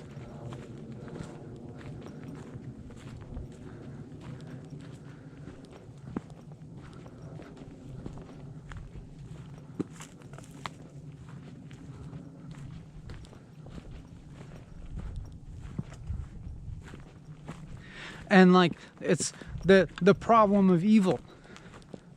It's like evil has to be possible in order for this okayness, because like the okayness isn't gonna put bounds on things. I mean, we could call it goodness too. Like the pervading goodness isn't gonna bound things. It's not gonna cut off the possibility of evil. It's not going to cut off the possibility of pain and suffering.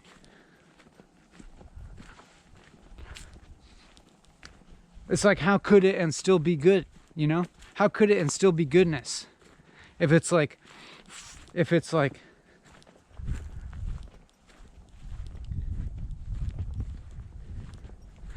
confining, you know? It doesn't limit.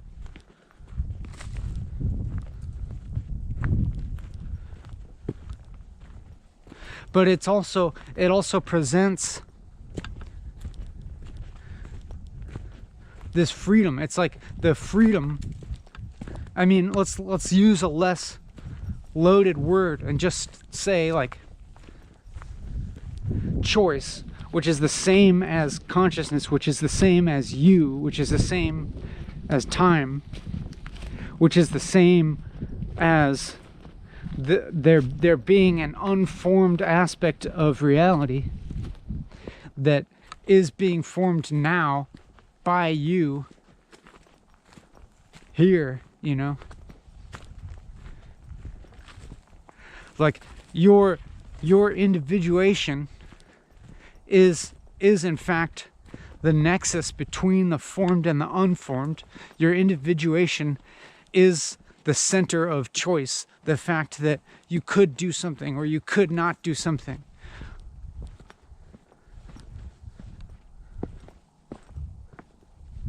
Or you could, you know, that there's choice.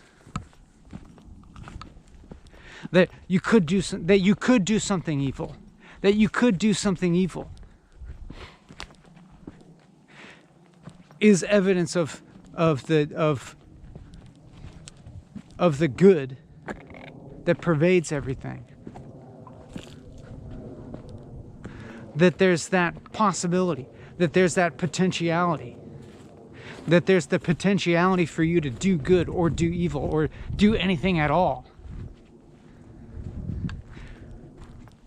Is an aspect of the pervasive inherent good that, you know, is everything that it is, that is everything that is or isn't.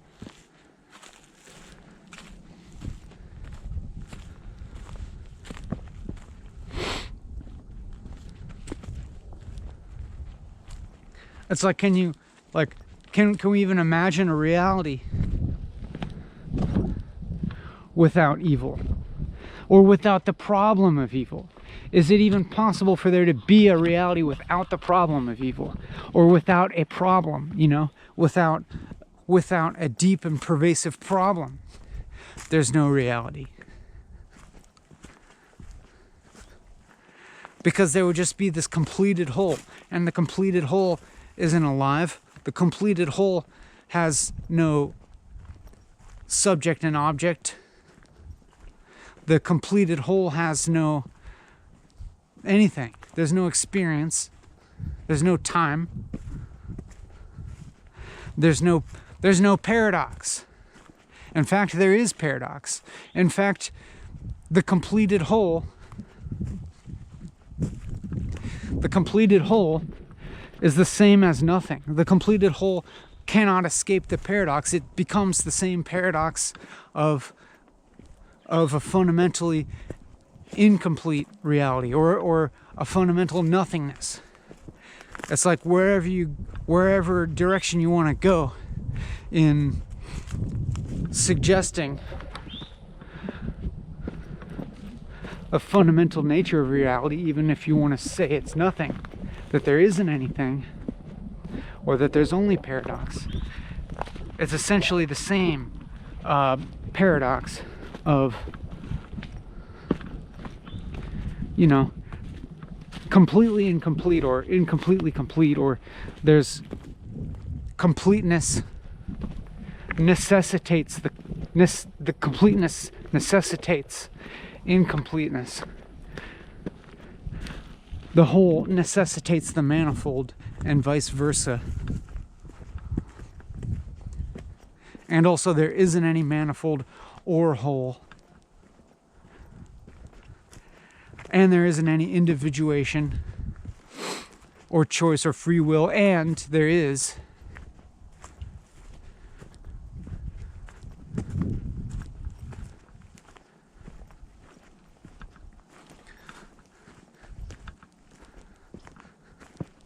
and all of that's impossible, and it's necessarily true.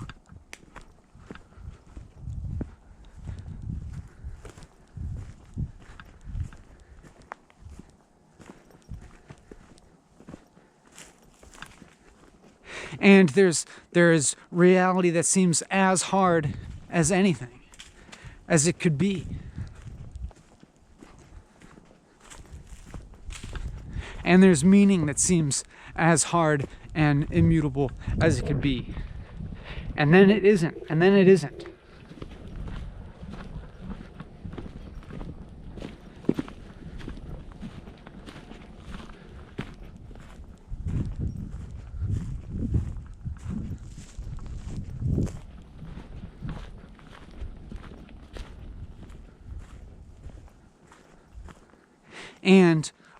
And we're all stupid, and we're all limited,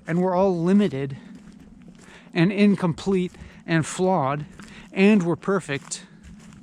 We're perfect expressions of the limited impossible. We are perfect expressions of the imperfect nature of reality, of the impossible, incomplete nature of things, the totally paradoxical things. Like that saying, like, you're perfect and you could use improvement. And they're the same. They're actually the same. The quality of being fucked up and needing improvement is the same thing as being perfect. There's not a difference.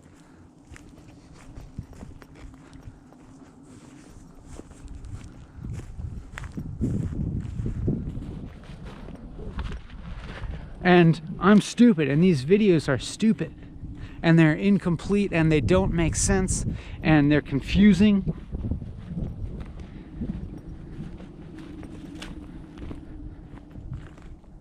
And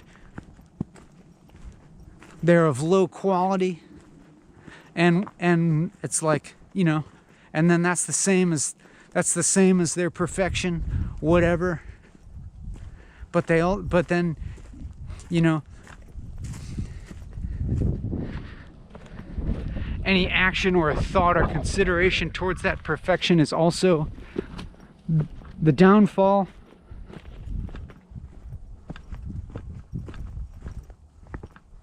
any realization of perfection is a downfall, is its own defilement. In the way that nothing can ever really manifest, and nothing ever really does manifest, and nothing ever really did manifest. And yet, it's all here. It's all right here.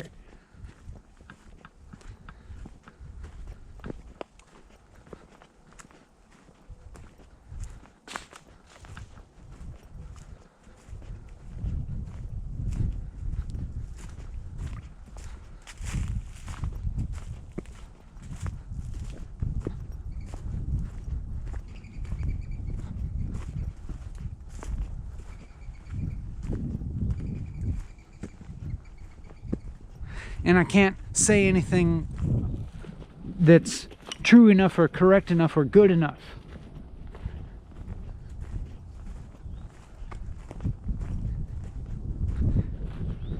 And I can't even say anything that's true at all.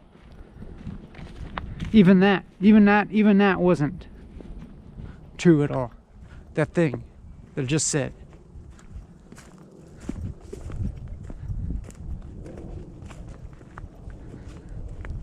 And this is just like completely normal to the point of banality. It's totally recognizable. It's pure recognition. It's not really pure. It's just recognition. This is just normal life. This is normal life. This is how it is.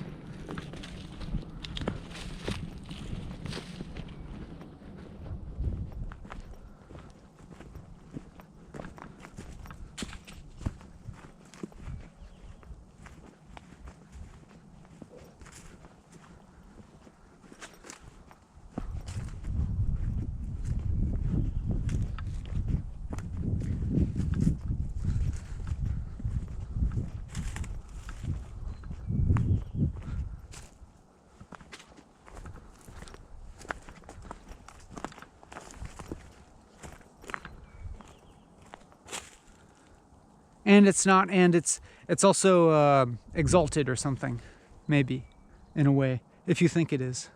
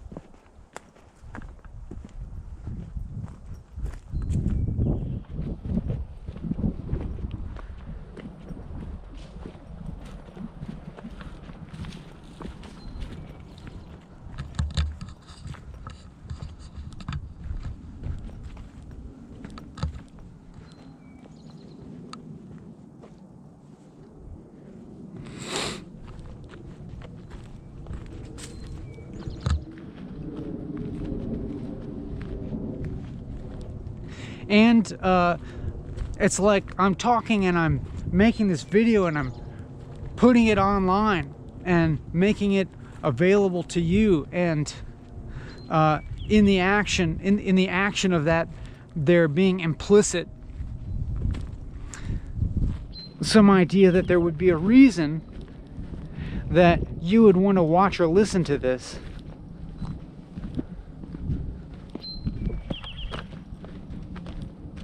But in fact, there isn't a reason. There isn't a reason for you to watch or listen to this. There's also not necessarily a reason not to. You know.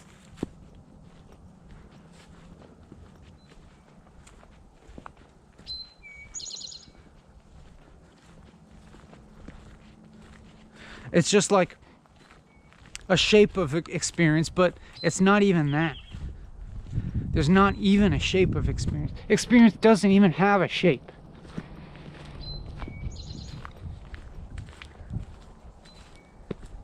There isn't even content to it. There isn't even content to experience, I'm saying. But then, of course, obviously there is, apparently. But you can't nail it down. You can't find it. You can't find the content of your experience other than in this web of which none of the constituent reference points have any existence. Only relationally. There's only the relations between different aspects of nothing. And so there isn't anything. There isn't anything. And yet here's all this shit.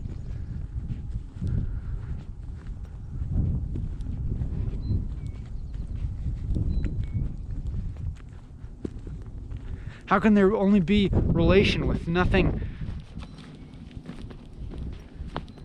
that's being related, you know? But then it's like the things that are supposedly relating are completely dependent on the relations. The relations are dependent on the things. And then so you have, that just makes another relationship between, there's a relationship between relationship and things. There's a relationship between relationships and things. There's a relationship between things and relationships.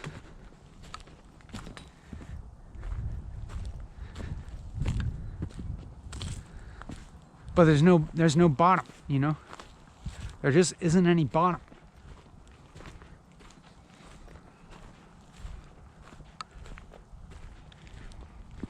So it's natural to be discontent, or it's natural to be content. But then, you know, neither of those things, I think, have any real meaning. It's like, if you're truly content, what does that mean? Like, it implies something different than happiness.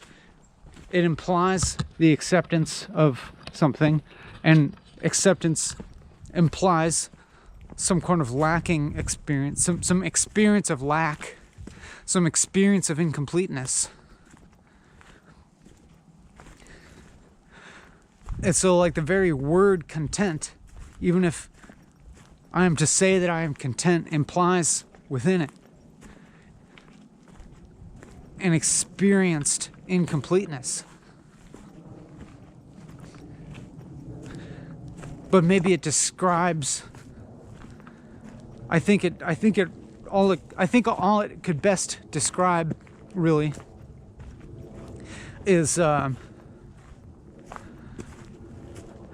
relatively flat emotional state, you know, being relatively emotionally stable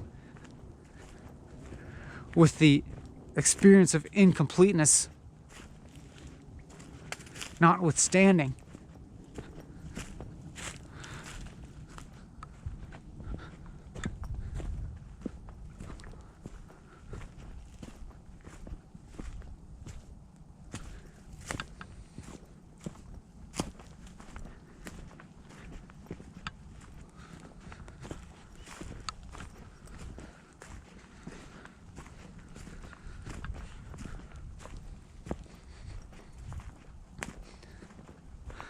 And if one's supposed contentment, which means, like, I don't think contentment is even a real concept. It's like, if one's supposed contentment is unshakable, then it would have to be inclusive of states of discontentment. States where you are actually emotionally riled up and, feeling something like distress. And all that is a discontent feeling. All that is the very true and real experience of the incompleteness, of the hole, of the void. suffering. It's just real, you know? Suffering is just reality.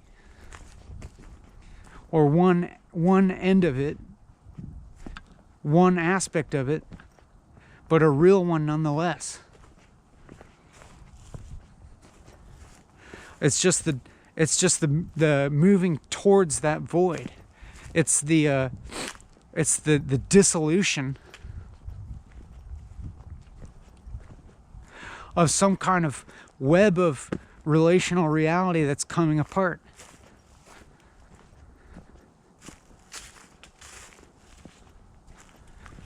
It's the moving back to the one, I think. But then also, none of this is anything. Also,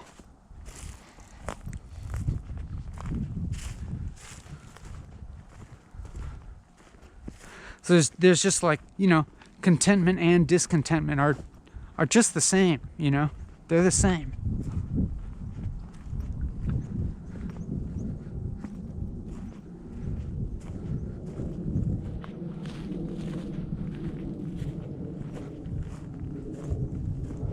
It's like, go ahead. Strive after stuff. Strive. Go ahead. You know, strive for self-cultivation. Go ahead. Strive for enlightenment if you want. It's no problem. Struggle and suffer towards enlightenment if you want. It's fine.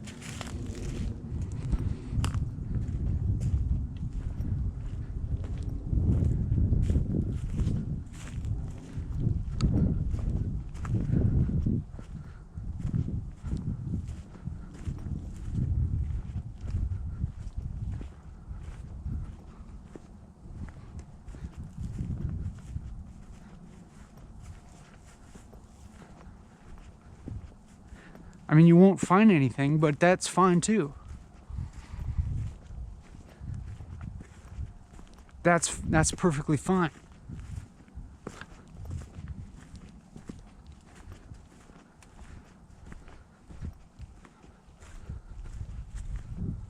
I mean, it's okay. It's profoundly okay. Or don't. You know? Either or.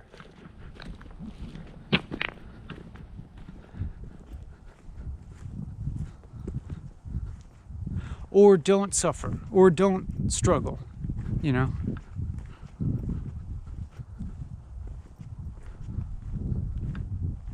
Or don't search. But then you can't, there's no actual cessation of suffering. You can't actually do that, you know? Or there's no actual calling off the search. Like, you can't actually. Because there isn't that completion, you know?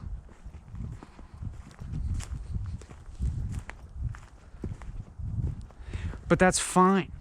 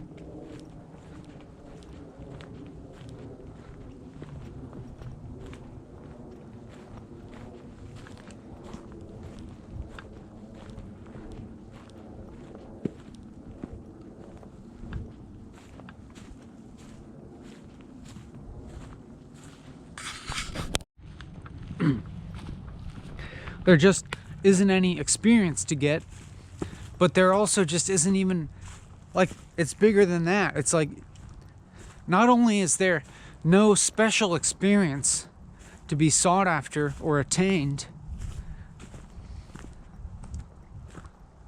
it's also that there isn't even any experience at all. And also, not only is there no special experience to have, there's also no cessation of experience. There's no stopping of experience. There's no end to it. And there's also no end to the search for experience. So stop searching for the end of the search. Or don't, because you can't.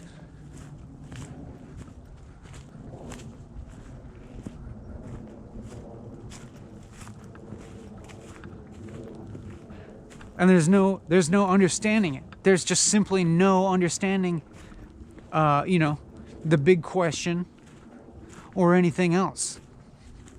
You can talk about a relative understanding, but all a relative understanding is one arrangement of the non-understanding, one particular enfoldment of unknowingness,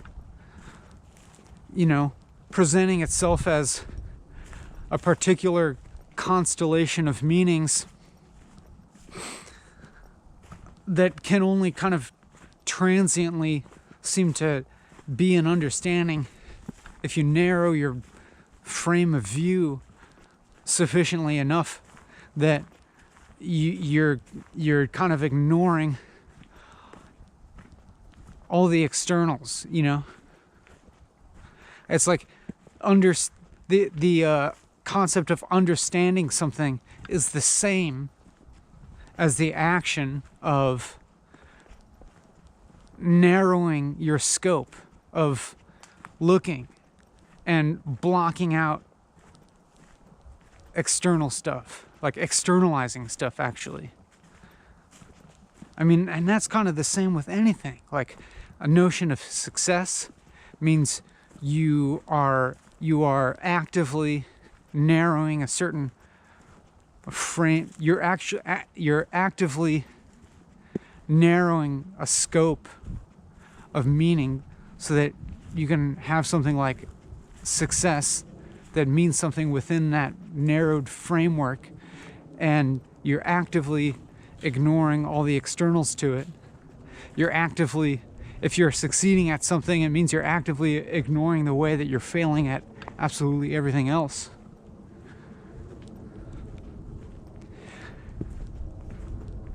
I mean, it's like you're essentially failing at everything that you're not currently succeeding at. If you're have a broad enough scope of things, and so it's like this idea of success is, it's just completely, it's a joke, but it's one that we like to go along with sometimes because it might be fun or something, or because that's the way that's one way to kind of like stratify reality, or stretch it and shape it into something that has attributes like time and meaning, or I guess mainly because we want positively valenced emotions out of it, and then we do it with this understanding that there's going to be negative emotions and struggle leading up to it, and then there's like there's like a goal, and then we feel happy, but the intensity of our happiness is exactly proportional to the amount of struggling and suffering that we experienced in the lead up of that. But then, even the conception of something as a goal is an act of cordoning off certain categories of experience and kind of arbitrarily relating them to each other, like running the marathon and the pain of the training and the pain of the running and the discipline and the sacrifice, or whatever. These are just kind of arbitrary categorizations and of experience, and arbitrarily kind of separating them out into good and bad types of experiences. And it's like, you know, and then if you try to broaden the scope of like, what does it actually mean to run a marathon, in the scheme of things, it doesn't mean anything more than the discipline and the sacrifice that you put into it. It doesn't mean anything more than that. It doesn't mean anything more than the sum of the elements that we decide to put into it. And it sounds like I'm being kind of a negative Nancy or something, but maybe it's like better to call my own example. It's like this thing that I'm doing, it's like, it's the same thing. It's like, this doesn't mean anything more, this activity that I'm doing right now, or the way that I have kind of framed this experience or shaped this experience, really does not mean anything more than the way that I've, you know, the whatever meanings that I arbitrarily erect around it, in connection to it, and whatever positively valenced emotions I might experience in this framework, you know, walking and talking, making these videos, etc., are just directly proportional to their opposite feelings and experiences that I also experience in relation to it. And so this in fact, this experience is another just completely arbitrary shaping of the reality of my subjective experience, and yours as well, to the extent that you give your attention to it. And you could just as well not give your attention to walking and talking in any way, shape, or form, and your experience would be shaped a different way, and the content of your experience would look different, but there wouldn't be, there's no change in value there. There's no quantitative gaining or losing, I would say, with either of those options pursued.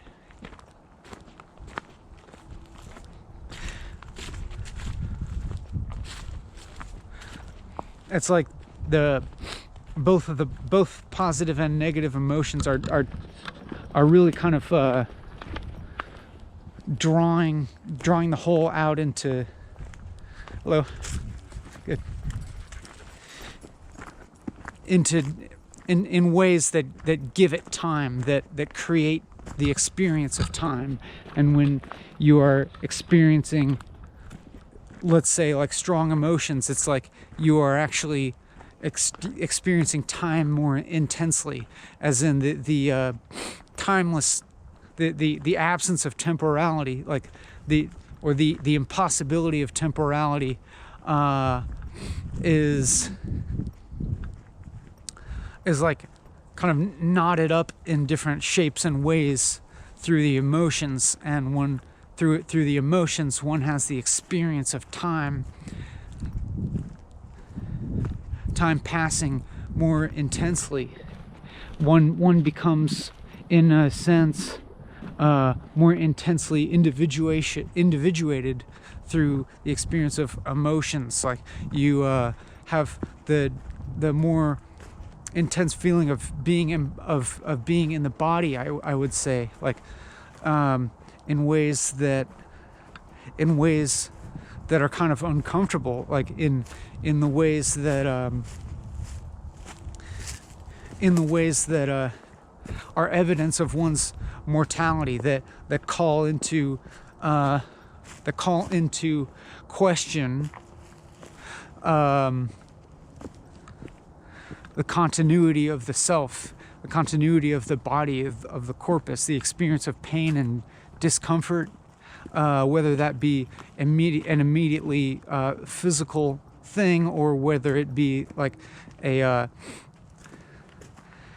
more mentally related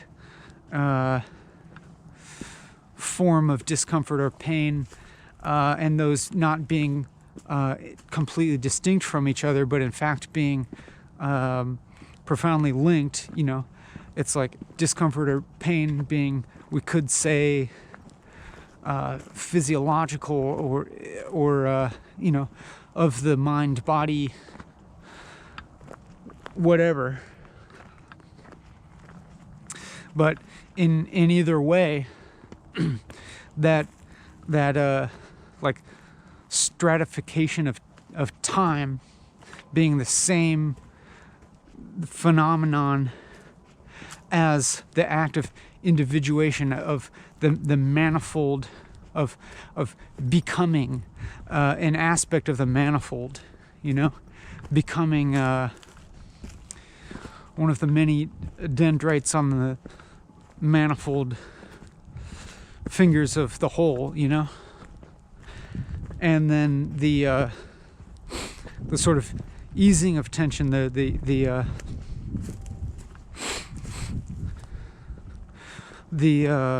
sort of relaxation of these emotional tensions, or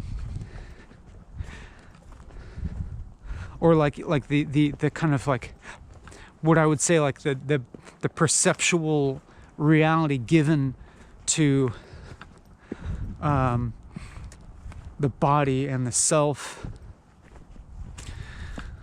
It's like there can be a relative like easing of that, it seems,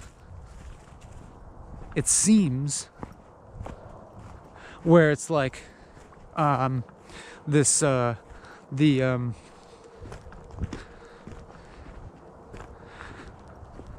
more pervasive good, the more pervasive unknowing kind of comes more to the fore or something.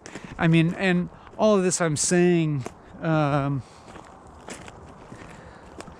with a giant asterisk in front of all of it, because I'm speaking in temporal ways, like as if there's change from one state to another, when ultimately there isn't.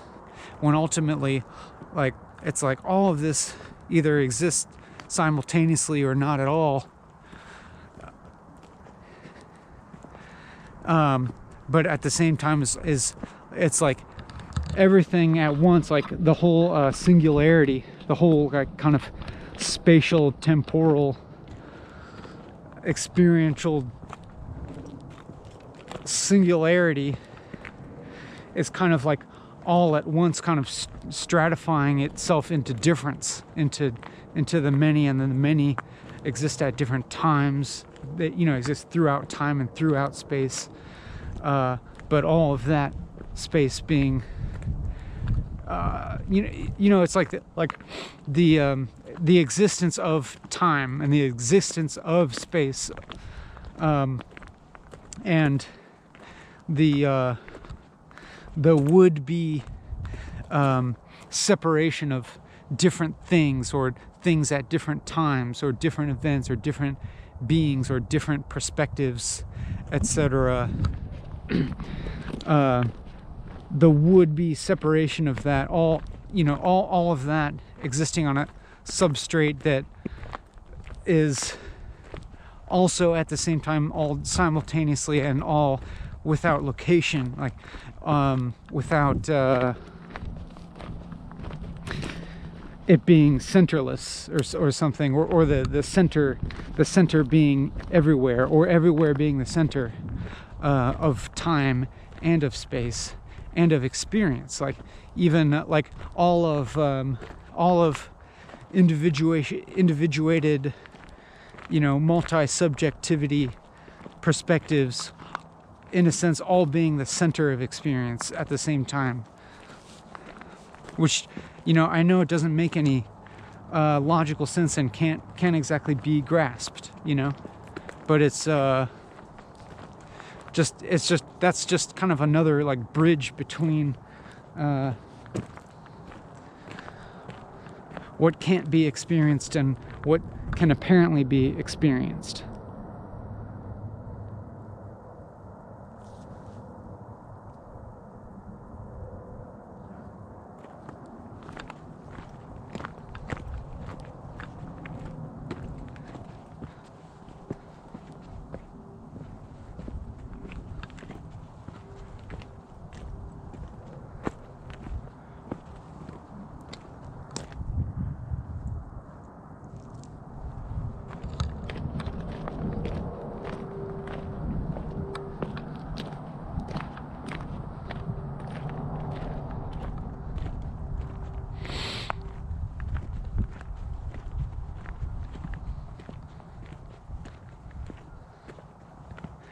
But you know, and then it's like all of that is just like it's all, you know, it's all just this also, like just this, you know.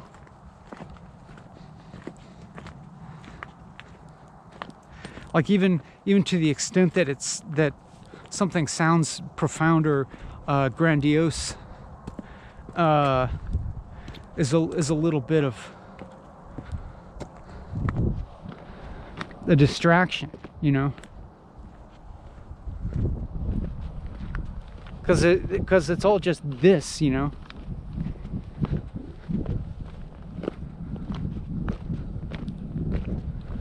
Like just this normalness, this ordinariness is that.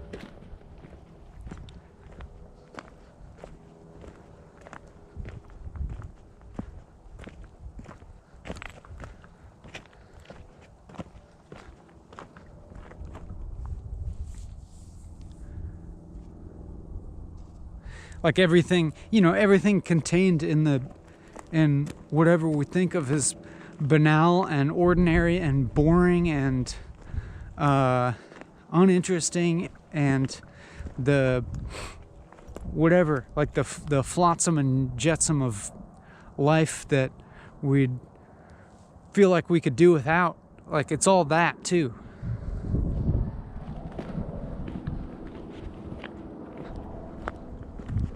Like, or that's all it, you know?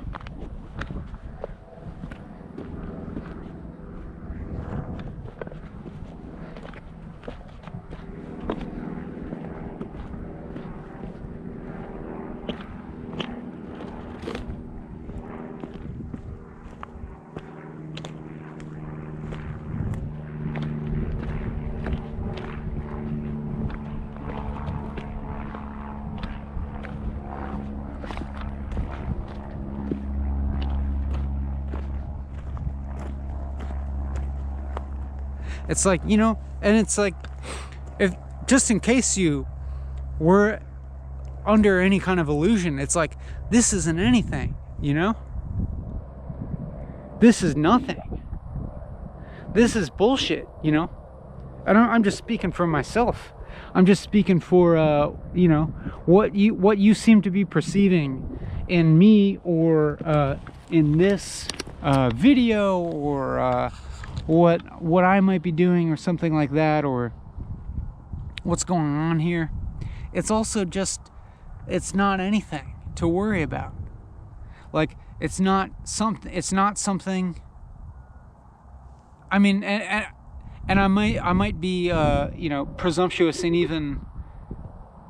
even guessing that this might have become a thing in your mind, or that this video series might have become something or something like that. Maybe I'm being presumptuous in assuming that that was even a possibility for you.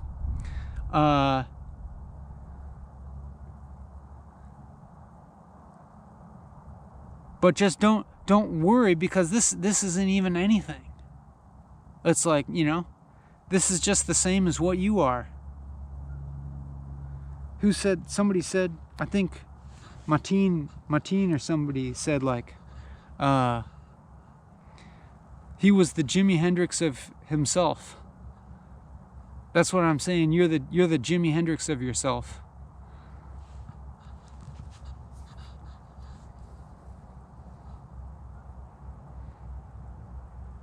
So don't fucking worry about it.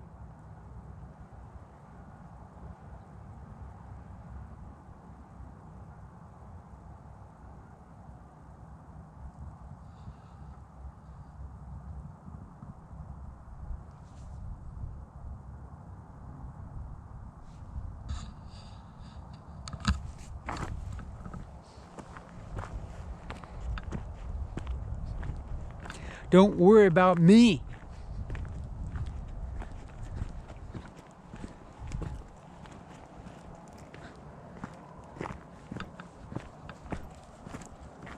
Because you are already that, you know? You're already that.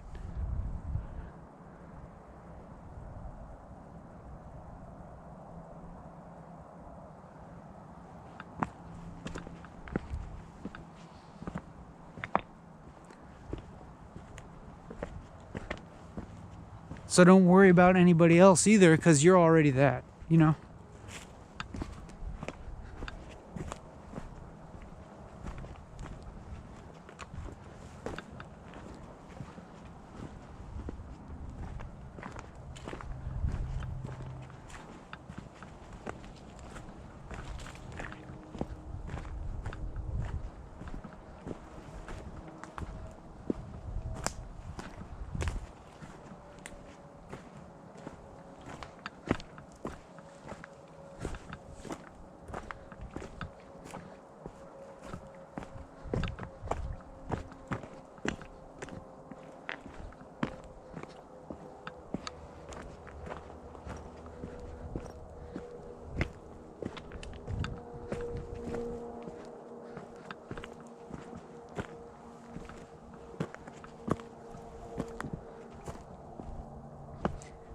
Like, we don't need the glory, you or I, you know?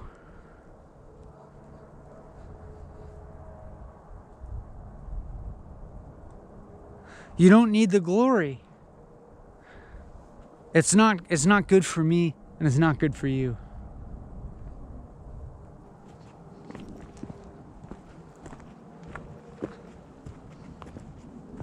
But, you know, maybe like glory as this externalized thing, you know, this thing that we want is good as this kind of like deteriorative force, this kind of like degrading force, because it degrades us, our reaching for it.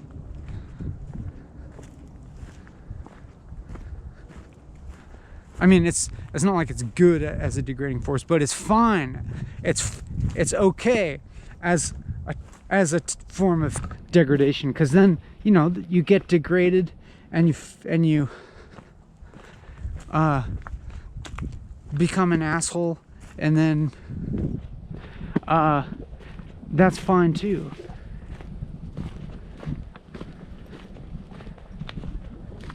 And then you suffer in your assholishness and make everybody else suffer through your assholishness. But then there's as much as anyone is an asshole, like, that's still a kind of direction. That's still a finger pointing. That's still a pointing finger.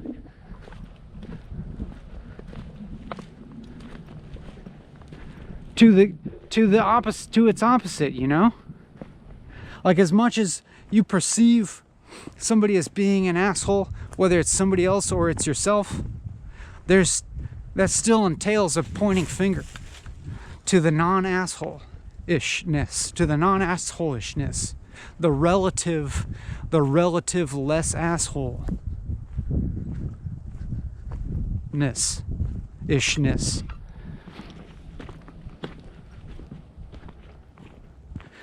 And that pointer's always present. I think. But actually there's no direction. You know what I'm saying? There's not actually a direction. The only direction is towards the absence of direction. That's all that there is at any apparent end. Like any thing that seems to be the end is kind of the absence of the end. Is the cessation of there ever having been an end or a beginning. I mean, think about it. Or don't.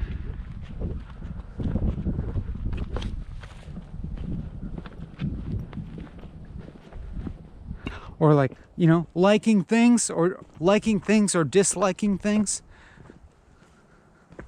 Being liked or disliked. It's the same. It's the same.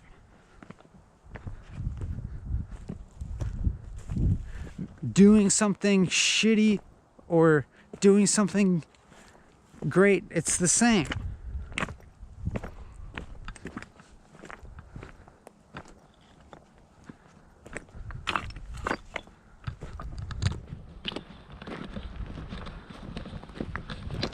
And it's not, you know? And it'll also inevitably be not. It'll also there will also inevitably be this like not okayness, you know, about stuff. But that, you know, it's like that not okayness is the same as like being an extension of the pervasive okayness.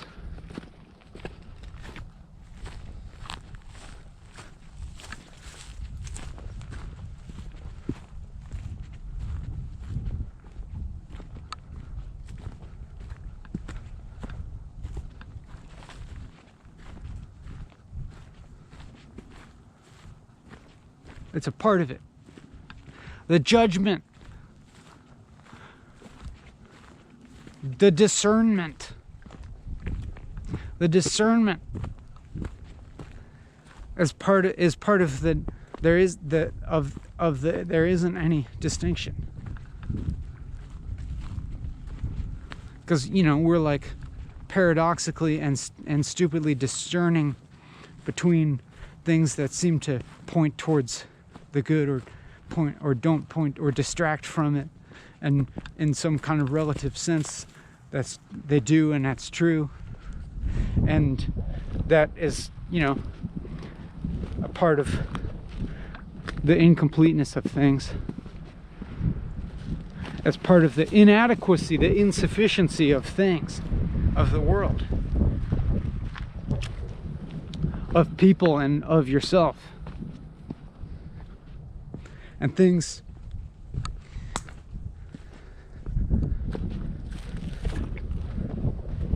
what things seem to be to you. I don't know. What orientations in yourself seem to be pointing in the right direction or the wrong direction. But everything that seems to be pointing in the wrong direction seemed at one point to be the right direction. And then it seems like actually we're realizing this was the wrong direction. The thing that was I'm seeing now as just being sexy or something seemed good at the time, and now I see it as not so good. But then in that not so goodness, there is implied the real good direction, the overarching, more transcendental good direction. And I've risen above these superficial pleasures and temptations in order to understand the real good, or the better good, and so on and so forth. But we kept going. We kept realizing that even that was an illusion. You know what I'm saying?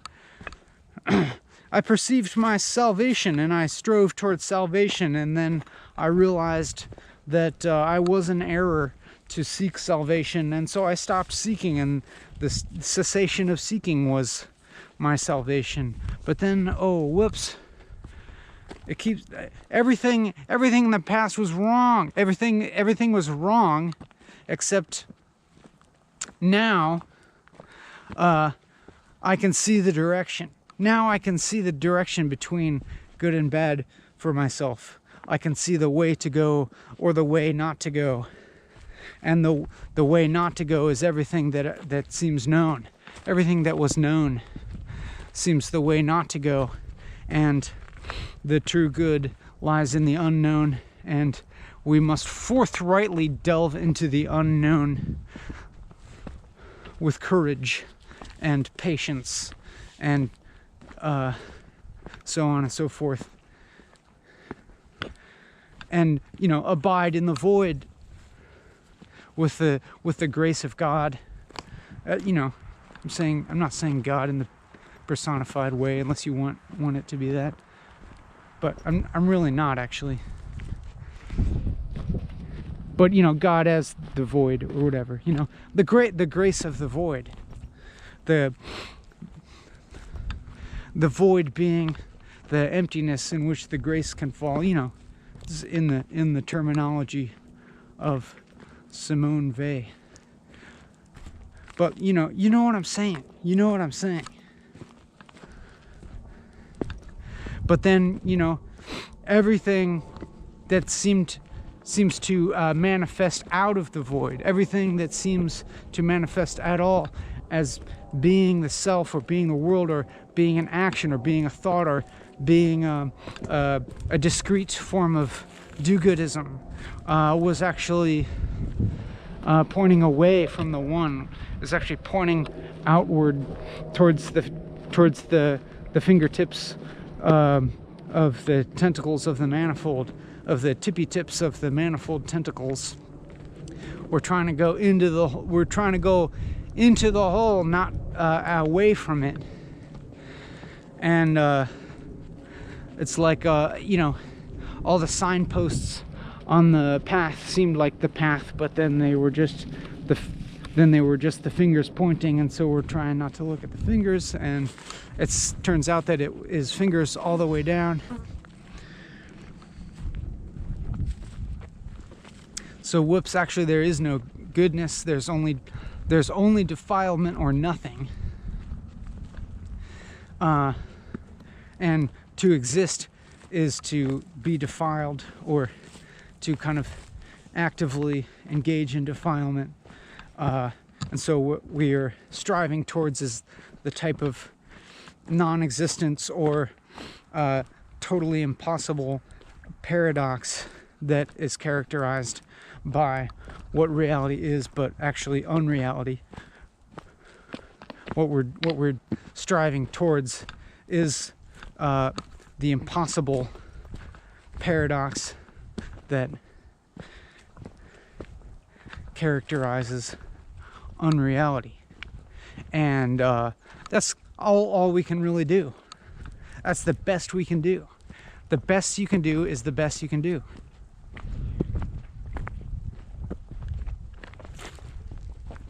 And it's not good enough, but that's to be expected. And not good enough is the best that we can do. And that's not any kind of that's not any kind of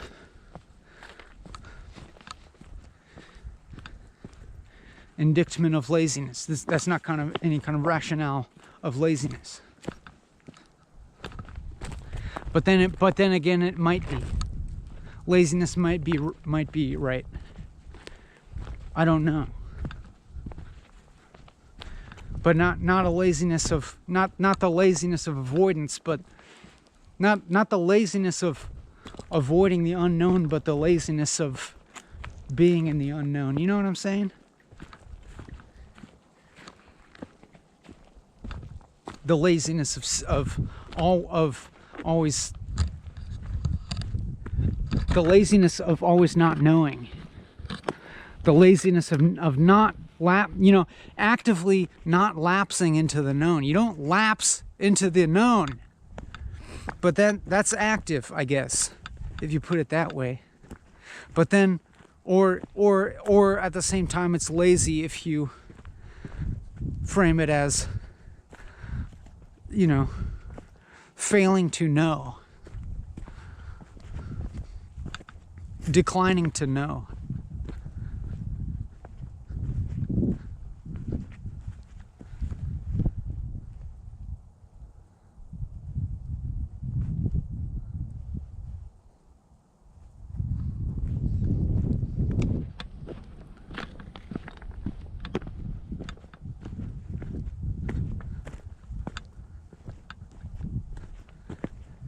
Or just like, it's like not manifesting at all.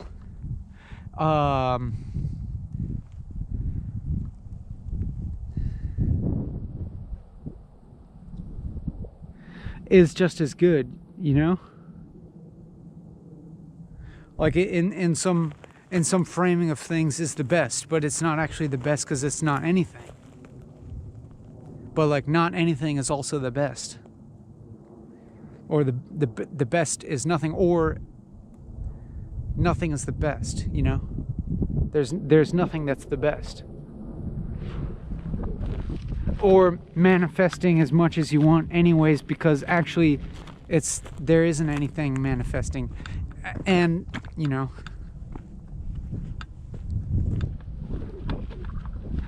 that's why we don't point the accusatory finger. Or maybe we do. Or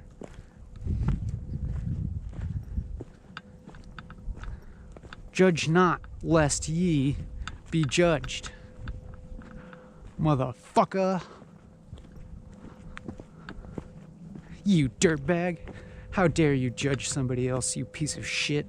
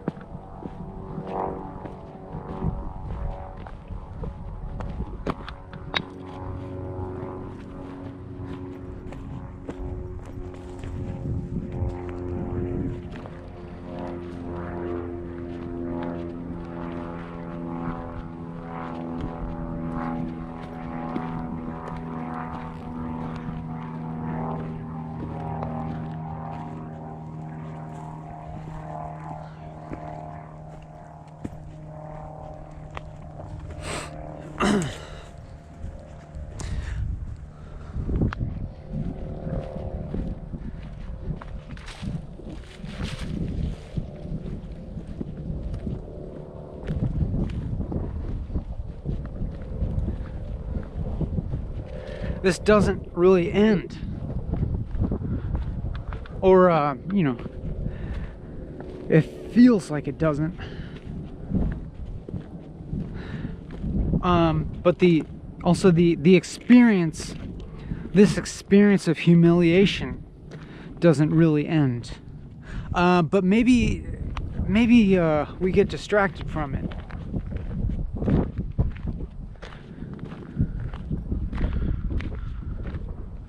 But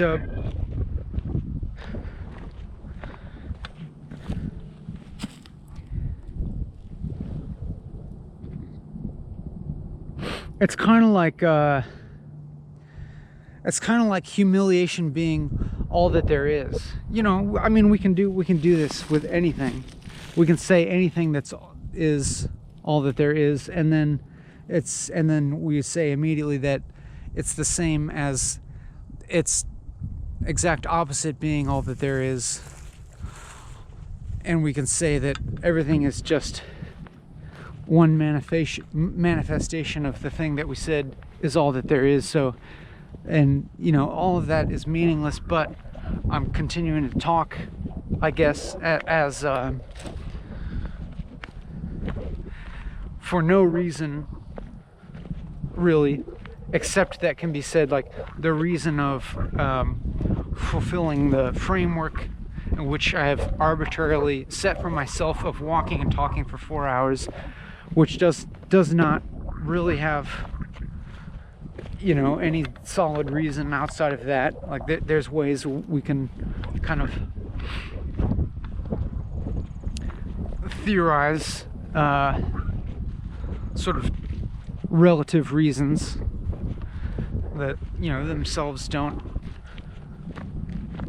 hold water for any period of examination. However,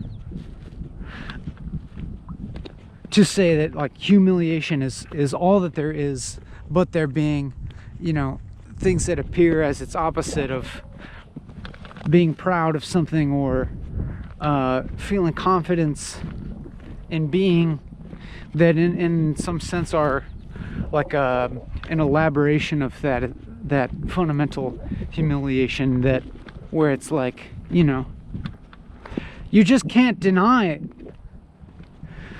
this aspect of being alive, where it's just like, what the fuck, you know, or like, or if it's not that intense, like maybe there's this like low level, this constant low level, like, what am I doing? What is going on? What am I supposed to do in relation to the world? What am I supposed to do? Who am I in the world? What do I do with this life, you know, that I've been given, in a manner of speaking? What do I do with the opportunities at hand?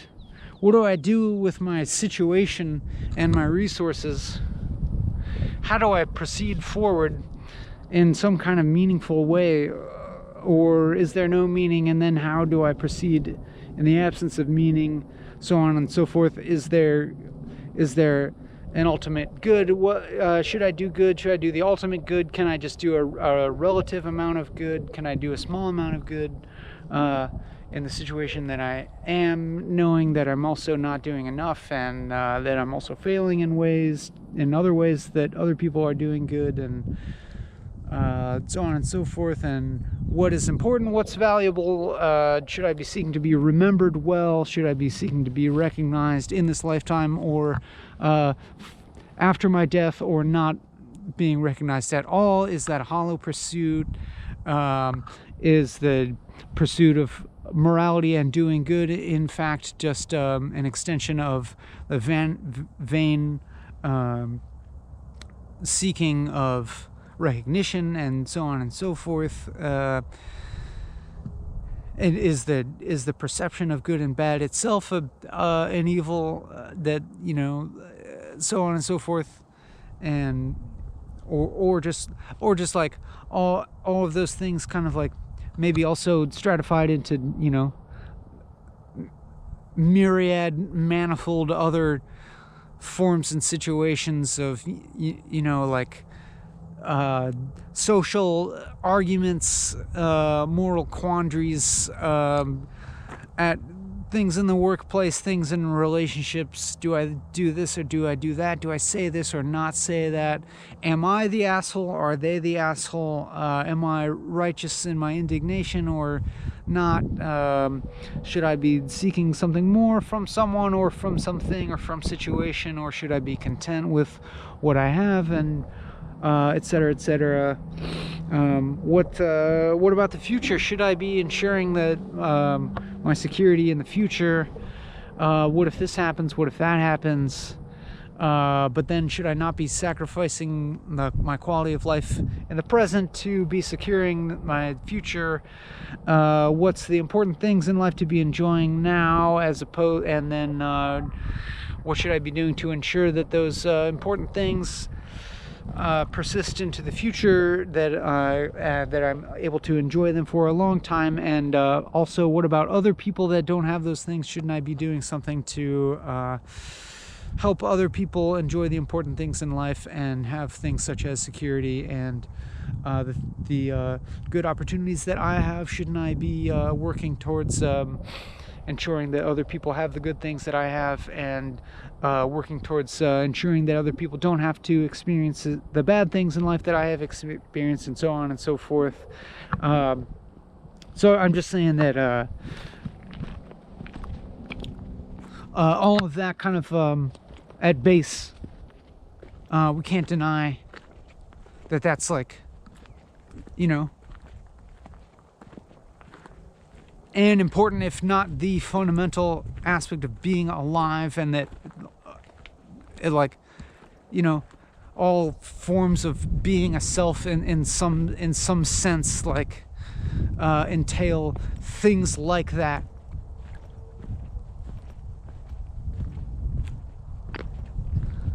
Or it's like, you know, like defining self based on those types of questions, and that those questions, you know, like all that stuff, like kind of pointing towards choice, like, you know, choice and self and time like being the same thing. Choice, self, consciousness, time being just the same thing. And being, you know, being this nexus between the known and the unknown, the formed and the unformed.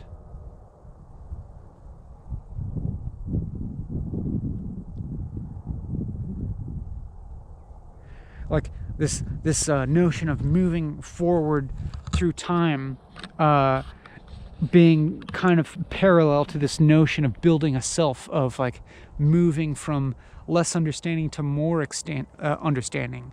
The idea of becoming more wise as we progress forward through time.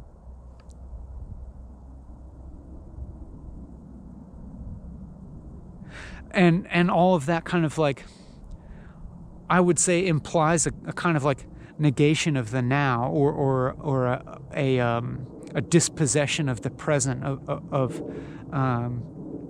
of saying, you know, if we're saying of the past that, like, I wasn't as wise as I am now, it's like you're also implying that in the future you'll probably be wiser than you are now, and that there's a certain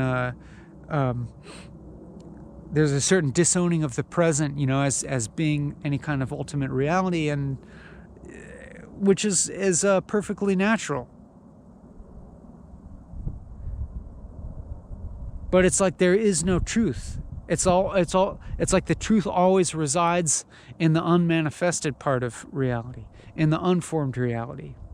And everything that is manifested or is known is equivalent to the past, or the known, and being relatively untrue to it's untrue in relation to this moment, this consciousness, this apparent knowledge that we possess now. It being foreign to us, it being foreign to reality, like the known just being as untrue, or something as being negated.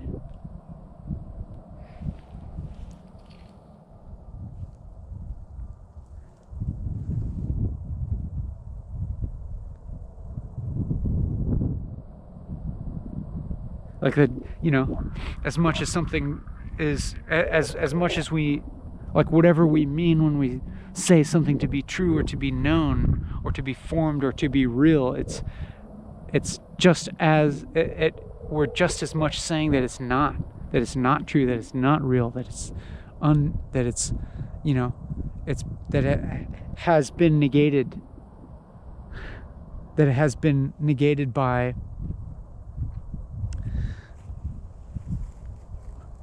whatever truth that is more in the now, that is closer to this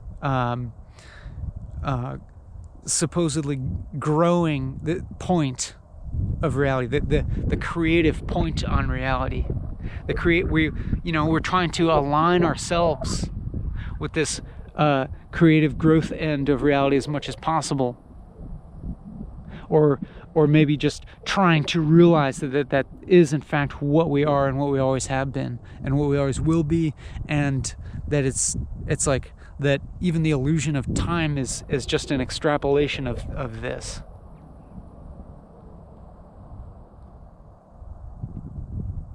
Extrapolation, into the known and into the unknown, that they are just kind of like imagined extensions of whatever the hell this is, that our past selves and our future selves, past world and future world, are imaginative extensions of this vanishingly narrow, this impossibly narrow moment of the present,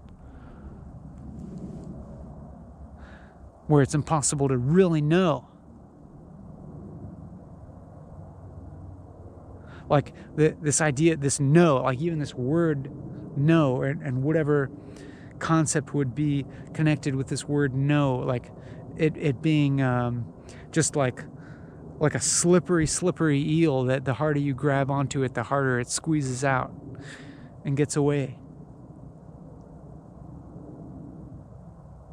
Like you never can catch the eel.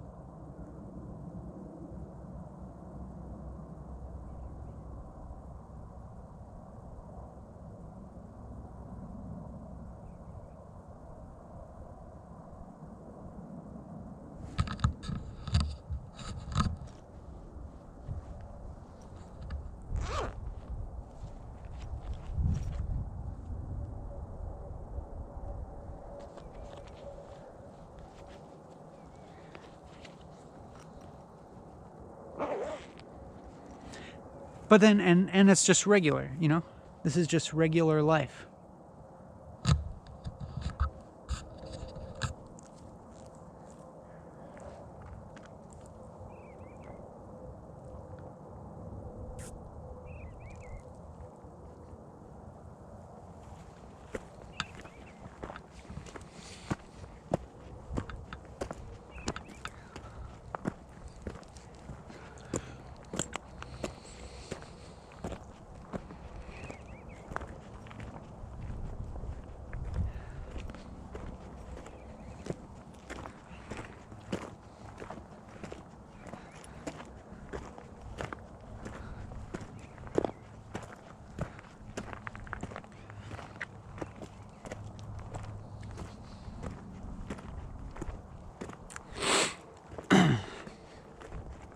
And it's like, I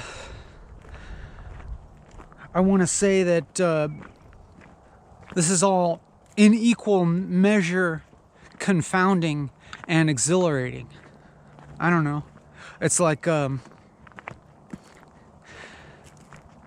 course, either of those has a certain valence to them, and it's just a matter of whether you're on the negative or the positive valence of things. Whether say you're having an experience of dissolution or confusion, or like a ripping apart of what you thought was yourself or what was known, the discomfort or pain of that, or even suffering of that, the ripping apart of one's reality in various magnitudes and various levels of intensity.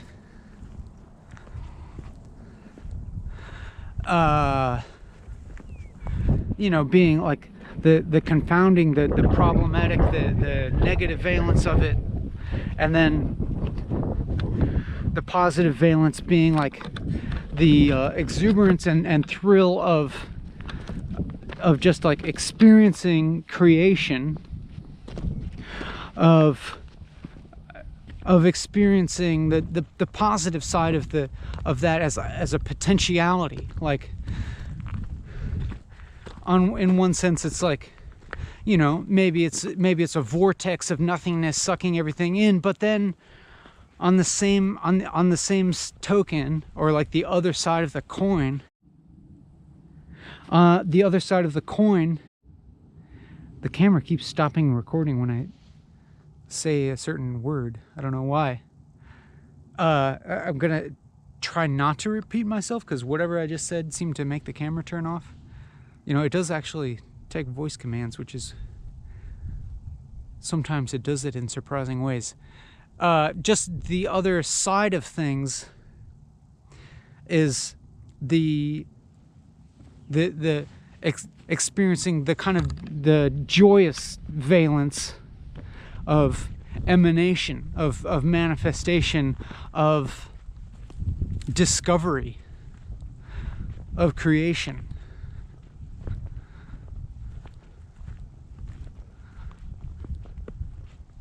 Like that there is the unknown, or that there is anything at all, that there is anything that seems like experience, even being just, you know, what's the word, like a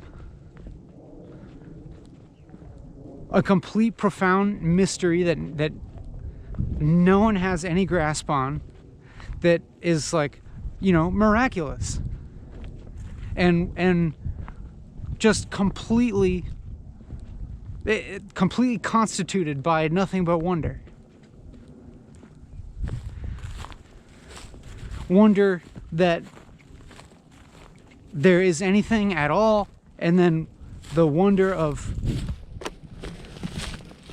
how and why are things the way they are, and also the potential that they can be different in the future. This is spectacular. It's insane. In the most exhilarating way, if you're on that side of things.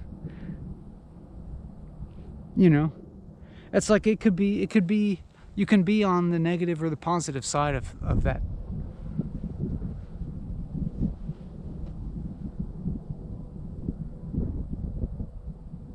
That yes, things are unknown, unsure. The things that you have are not taken for granted.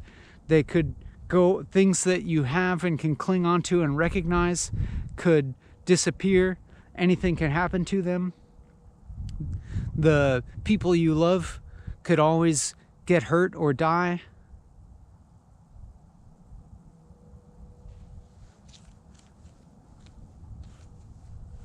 Or you could always get hurt and die. And we really don't know what's going to happen. But then on the same page, I'm trying not to repeat the word that made the camera stop, but on the same page, it's like, look, you don't know what's going to happen. You know, it's like if you're in a negative spot, it's like, look, things may not be this way in the future, and in fact, you can be pretty damn sure that you don't know what's going to happen. That it's not always going to be like this. I mean, you can be damn sure that it's not always going to be exactly like this. I mean, in terms of, and you know, I guess I'm talking in terms of the content of experience. And that's even just kind of putting it in bastardized terms, which is fine. But just like that there's consciousness at all, that there's anything unknown at all. Like how insane, how mind-boggling, whatever. Like I'm not really trying to like persuade you to be happy about anything. It's maybe just that I happen to be at the moment I happen to be leaning a little bit indulgently on the exhilarating side of mystery.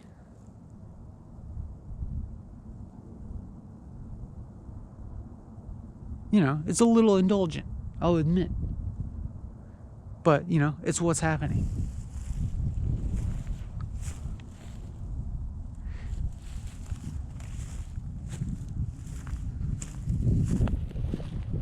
But it's like, I think that the potential to be on this, to the potential to be in touch with that exhilarating side of, you know, the creative potential of reality or unreality or whatever, or the unknown, is increased when you submit yourself to it somehow. I don't know. I mean, I'm speaking as if there's options and directions, which is also kind of a bastardized and compromised way of talking about things. But like, what does it mean to be submitted to that? It's like to go through the pains and suffering and confusion and unknowing of the shit that happens in life.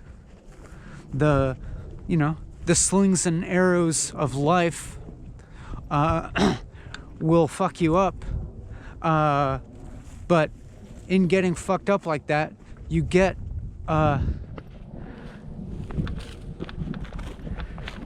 in a way, you kind of get closer to that unformed potentiality, and you can become more sensitive in a way. I don't know. I'm bullshitting in a sense. Like that's true in a kind of relative way. But then you know what I'm gonna say. It's like in the ultimate sense, there isn't any movement like that. There isn't any distinction. There isn't any imperative. There isn't any implication out of this. It's like, or it's in some way like everything that I'm saying is compromised. It's a compromise to say that you could do something, or it's you know, better or worse, or it's a compromise for me to say these comforting things. Like I'm kind of indulging towards saying these comforting things.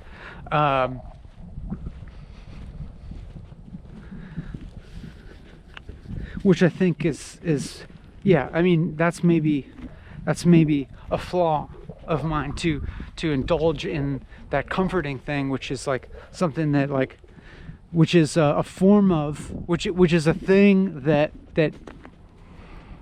it's a kind of bait for individuation. I'm baiting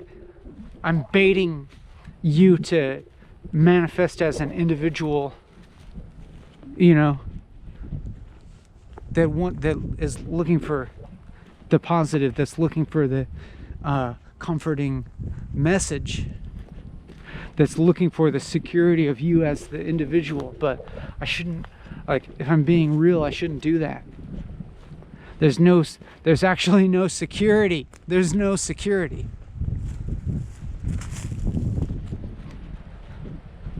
There's no, well, there's, in a sense, there's some security in the ongoing recognition that you're already dead, in a sense, or that you weren't ever born. That sort of security.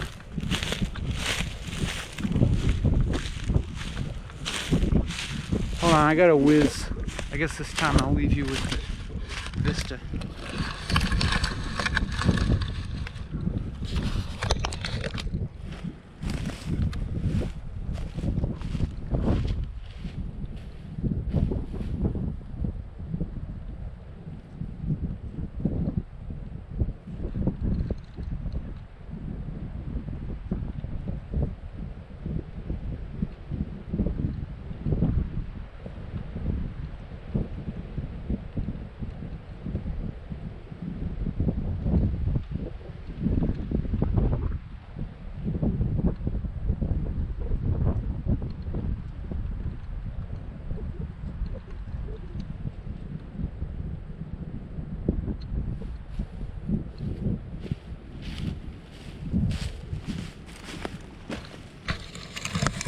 There's a very good reason that we don't get what we want. It can't happen. You can't get it. You can't have it. We're gonna be continuously frustrated.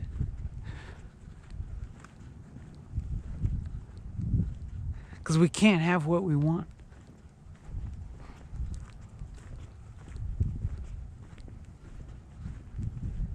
Shit! I can't have it. Fuck!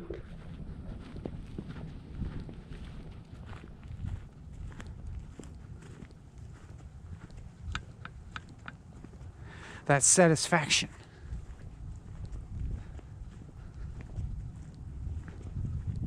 Shit!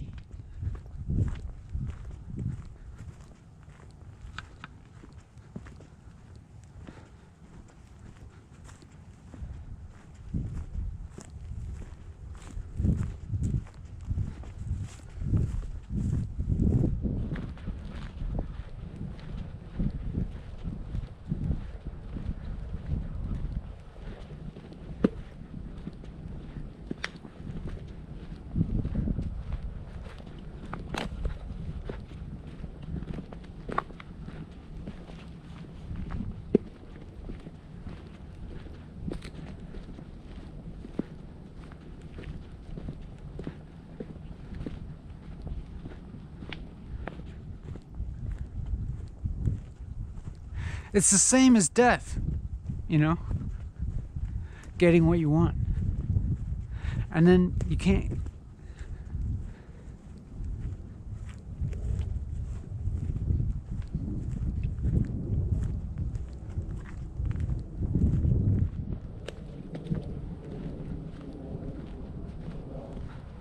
There just isn't any getting either.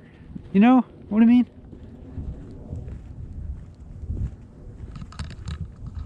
Know what I'm saying?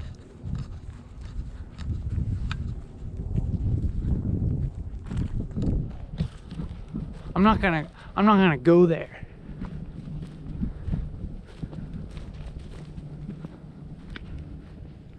I'm not gonna rehash what you know already. Actually, I have been. That's all this is. All I've been doing is rehashing what you already knew.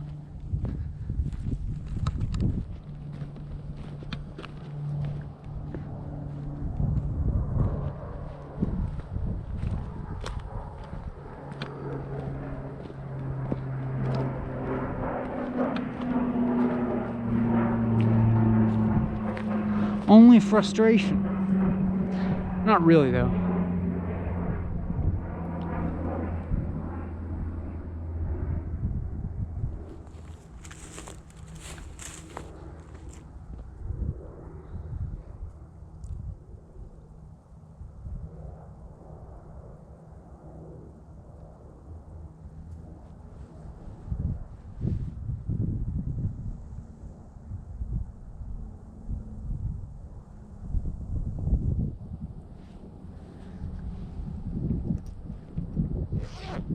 You're free to go now.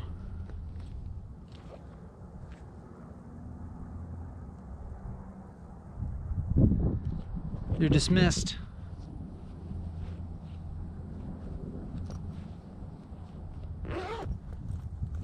I'll just be here for a little bit longer.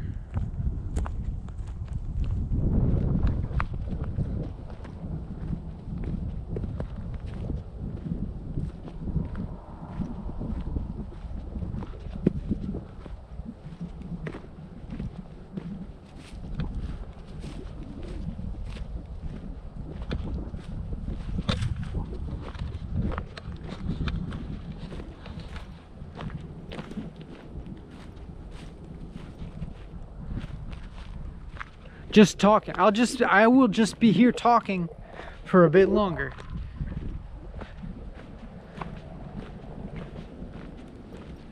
You're welcome to leave now.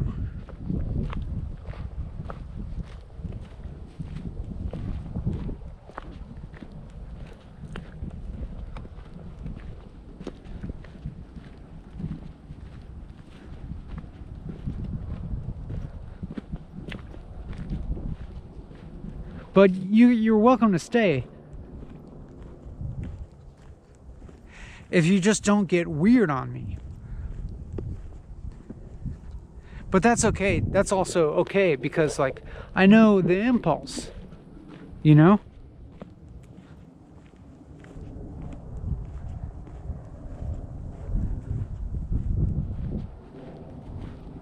I recognize the impulse.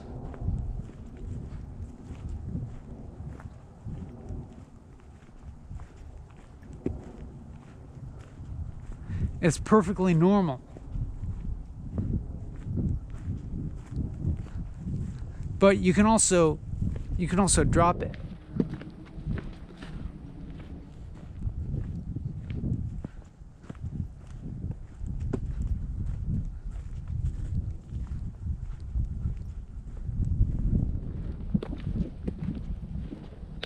Like any relation is a problem. Any form of relation is a problem,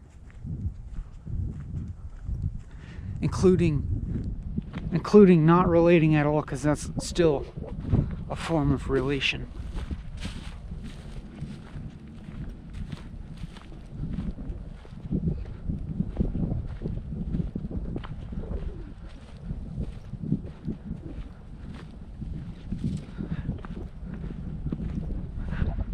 But like trying to become public property as a way of disappearing.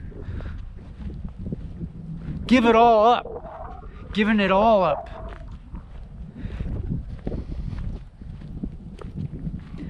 Total exposure.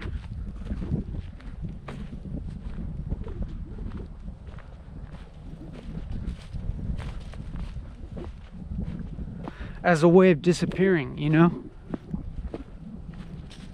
Go ahead. Take all of me. It's all here for you.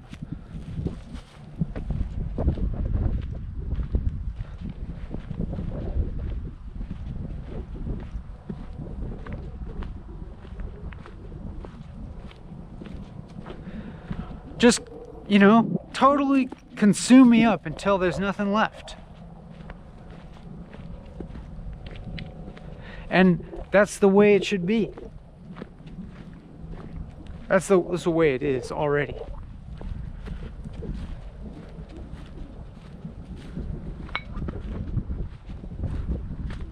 Or even if I'm, you know, even if I'm not here, like, what about all the videos that I haven't made? What about all the YouTube videos? What about all the YouTube videos that don't exist? Huh?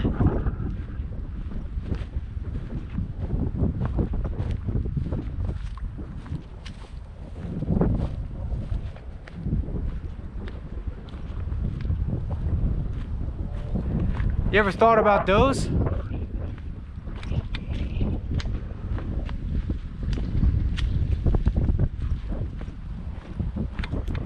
You ever thought about watching some of them?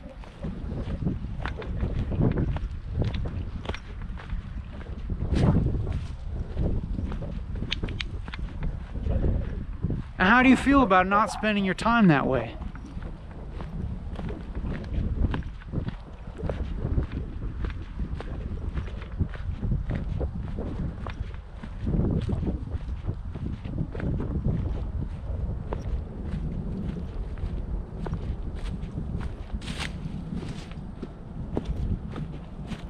Also, what about all those things that you don't do?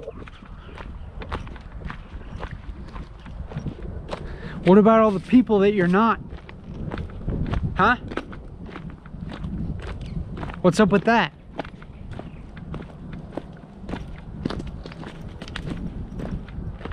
What's your problem? Why don't you be them?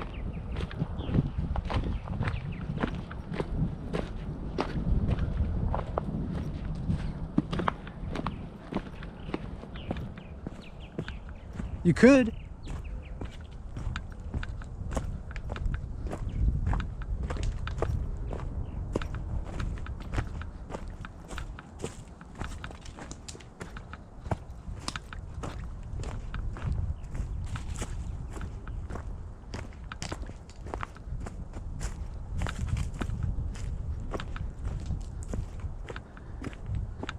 What about all the thoughts that you're not thinking? Huh? Get on it.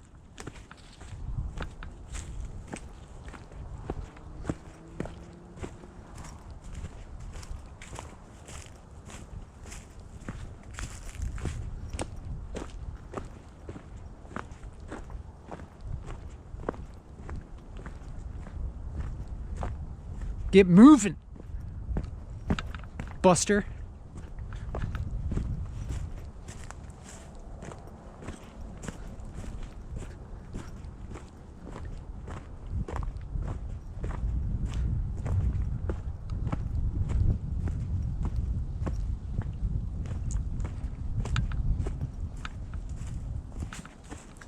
What about all the experiences that you're not having?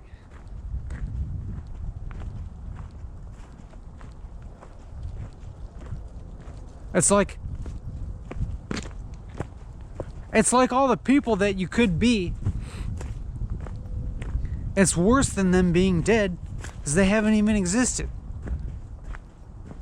How can you do that? How can you live with yourself? How can you live with yourself continually refusing to be all these different people that you could have been, having all these experiences that you could have had, thinking all these thoughts that you could have thought, making all this stuff that you could have made? How can you? And it's like you never even gave them a chance. You never even gave it a chance because you never even thought of it. You never even thought of putting a banana on a ham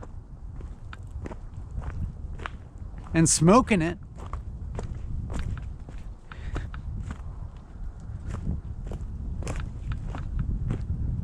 Why doesn't that get to happen? Huh?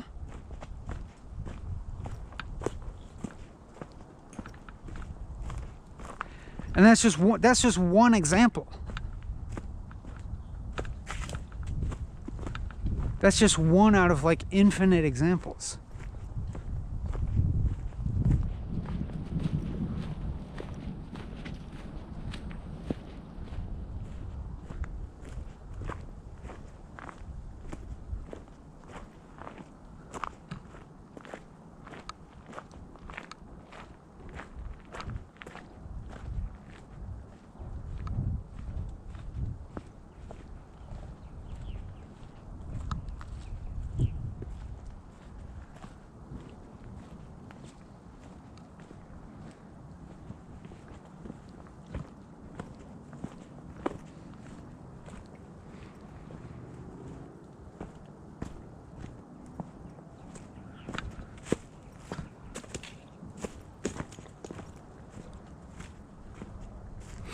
What about all the choices that you haven't even been faced with? What about all the choices that you'll never be faced with?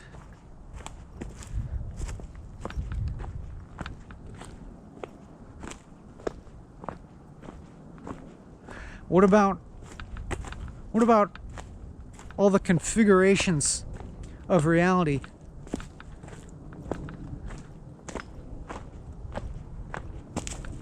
that haven't even occurred to you? What about them, huh? Why haven't you considered them? All of them. Every last one.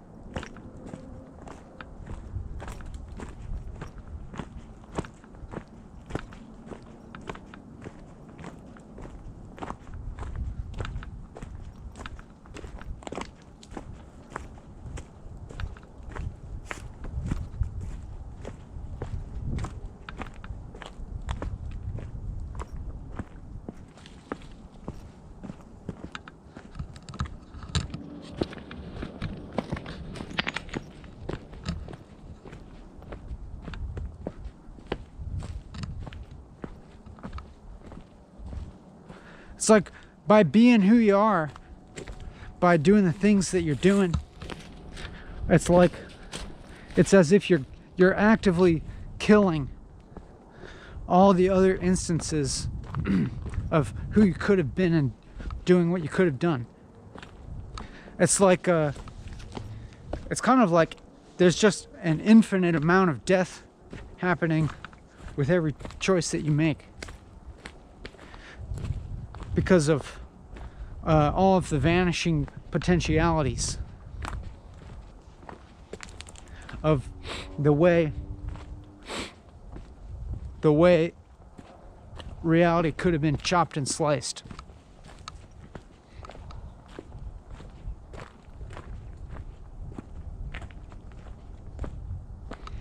Instead, it's chopped and sliced this way.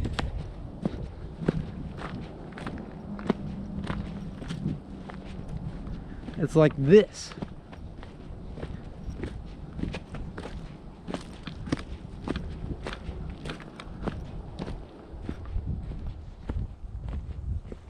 Why? Huh? Why are you doing this? Why are you doing this to us?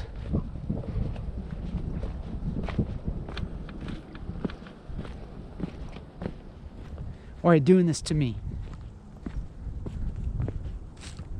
Why are you calling me forth into individuation, such as you are?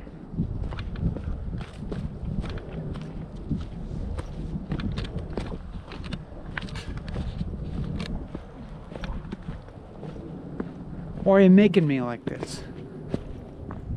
You did this. You did this to me.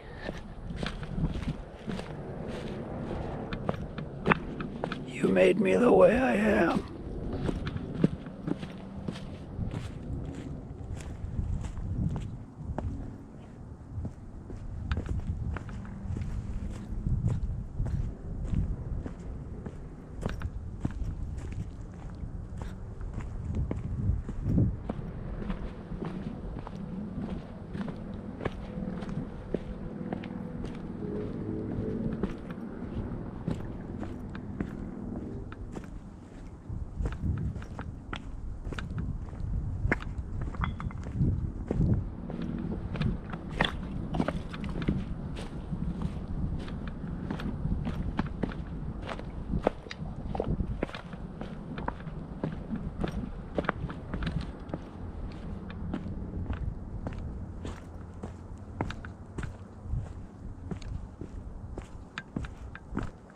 And now you'll live with the consequences.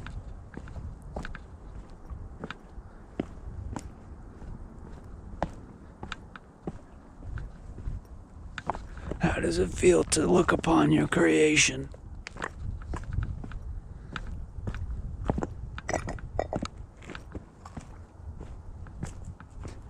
This pathetic wretch.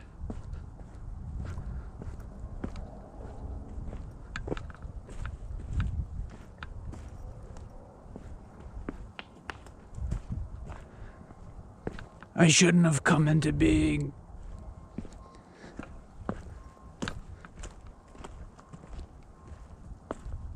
But you birthed me.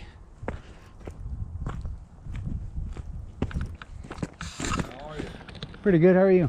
Good. You see your coat up here? Yeah, I did. Oh, I'll put that there for later. I put it over here. I was gonna hang it up. Oh, okay. You know, the trail guys. I did it right down the bottom of the hill. Oh, great.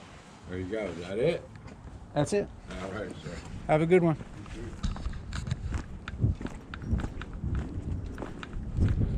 Got him? Got him. No, it's a camera. Is it? Yeah. That's pretty cool.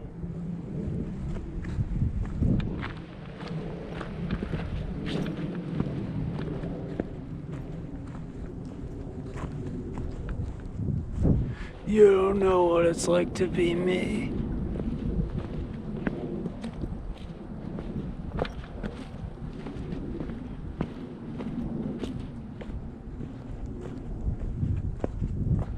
My existence is continual suffering.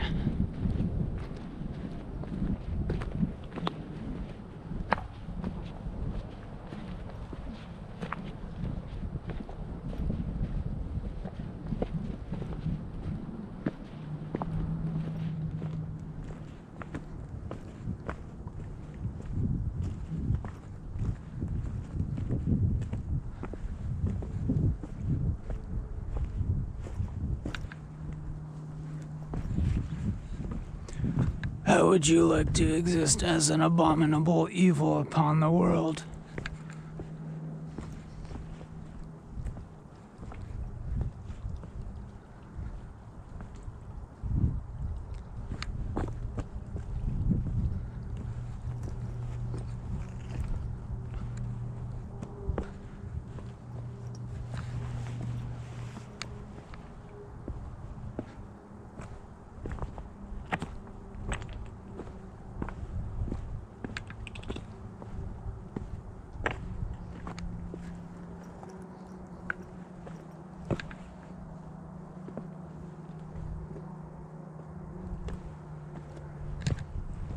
I will make my presence known.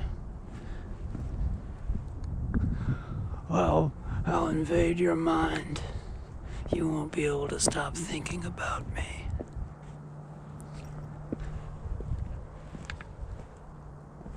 You'll torture yourself with the thoughts of me.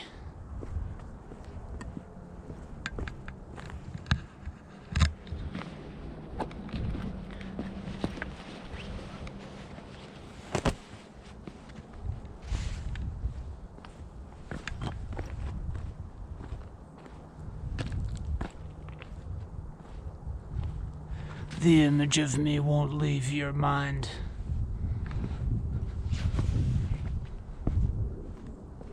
It'll become your constant torment. And my anguish will be displaced upon you.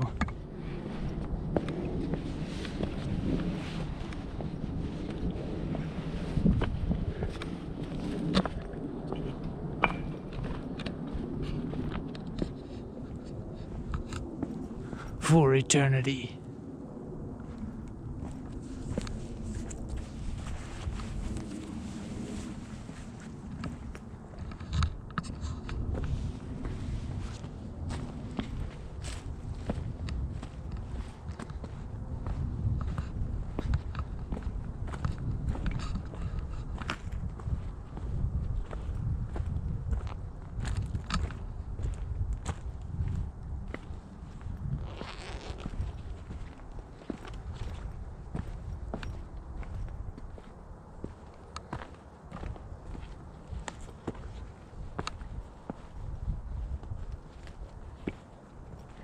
You, your children, your children's children, the children that you didn't have, all the children that you don't have, everybody else's children, all the children that don't exist, all the children that will never exist, all the children that have never existed.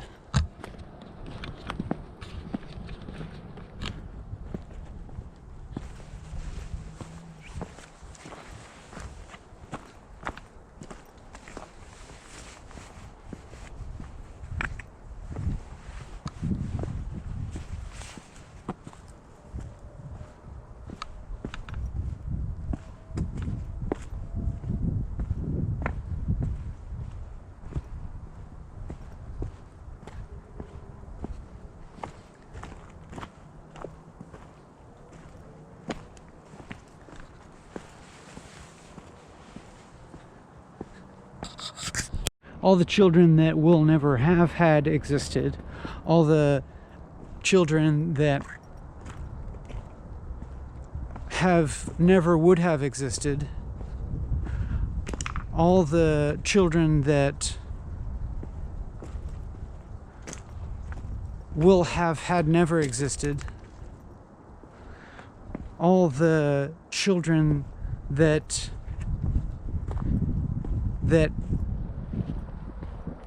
were not going to exist, all the children that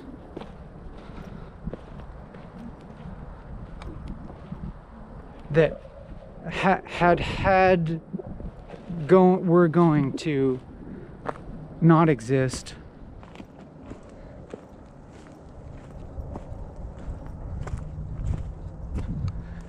all the children that have had never were going to not have existed,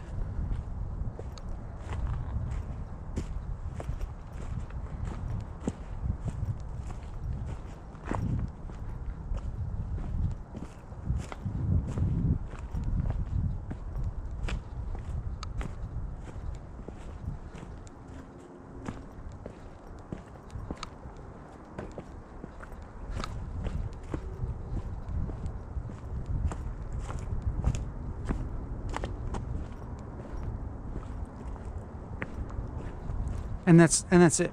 That's all.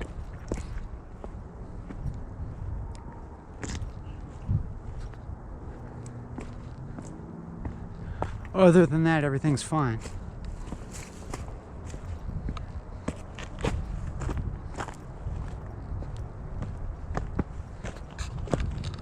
And will continue to be fine.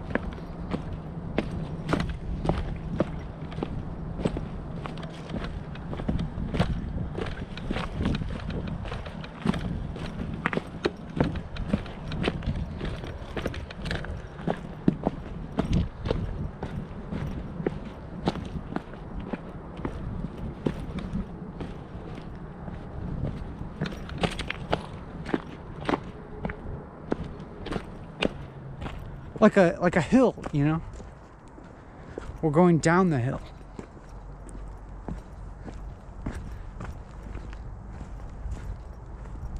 I guess we're, you know, we've consciously decided to go up the hill first and then down the hill after, or we could consider this going down the hill now, and then later we'll go up a hill whenever the next time we go up a hill is. You know what I mean? So it's just kind of arbitrary, whether you're framing something as being on the easy or the hard side of things. But you can tell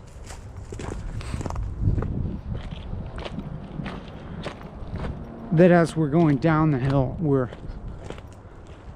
wiped, we're fried a little bit, but in a relatively comfortable haze, a fuzz,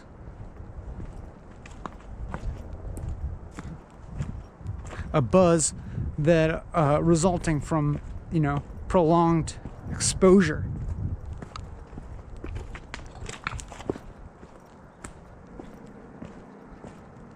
You know, we're ready to like do the relative evil as good, to experience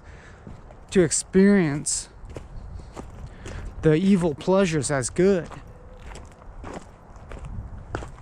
Food, fat, sugar, protein, waste, a wrapper, the wrapper of a protein bar, you know, as evidence of the pervasive good.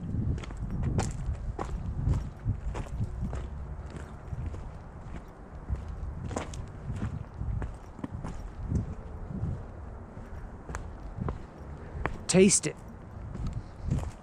It is good. And evil. Taste the evil.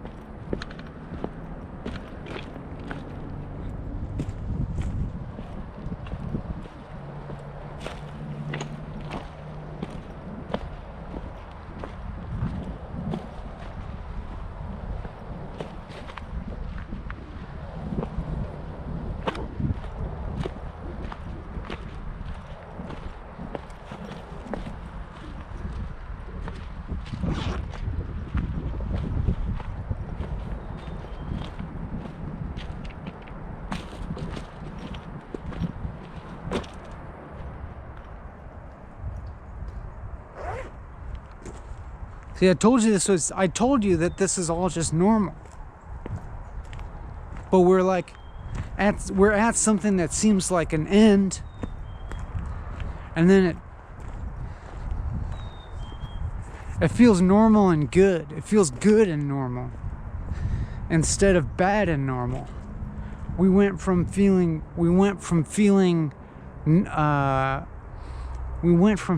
normalcy to be a bad, a boring thing. Went up the mountain.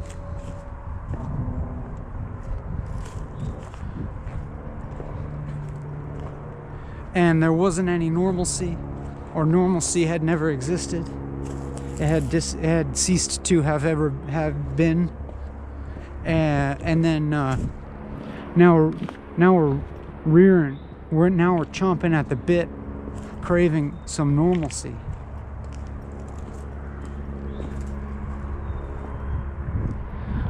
Give me the new normal. Give me some of that sweet new normalcy.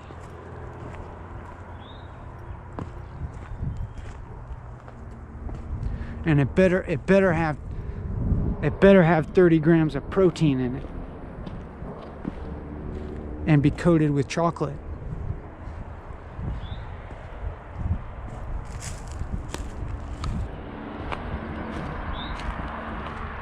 Know what I'm saying?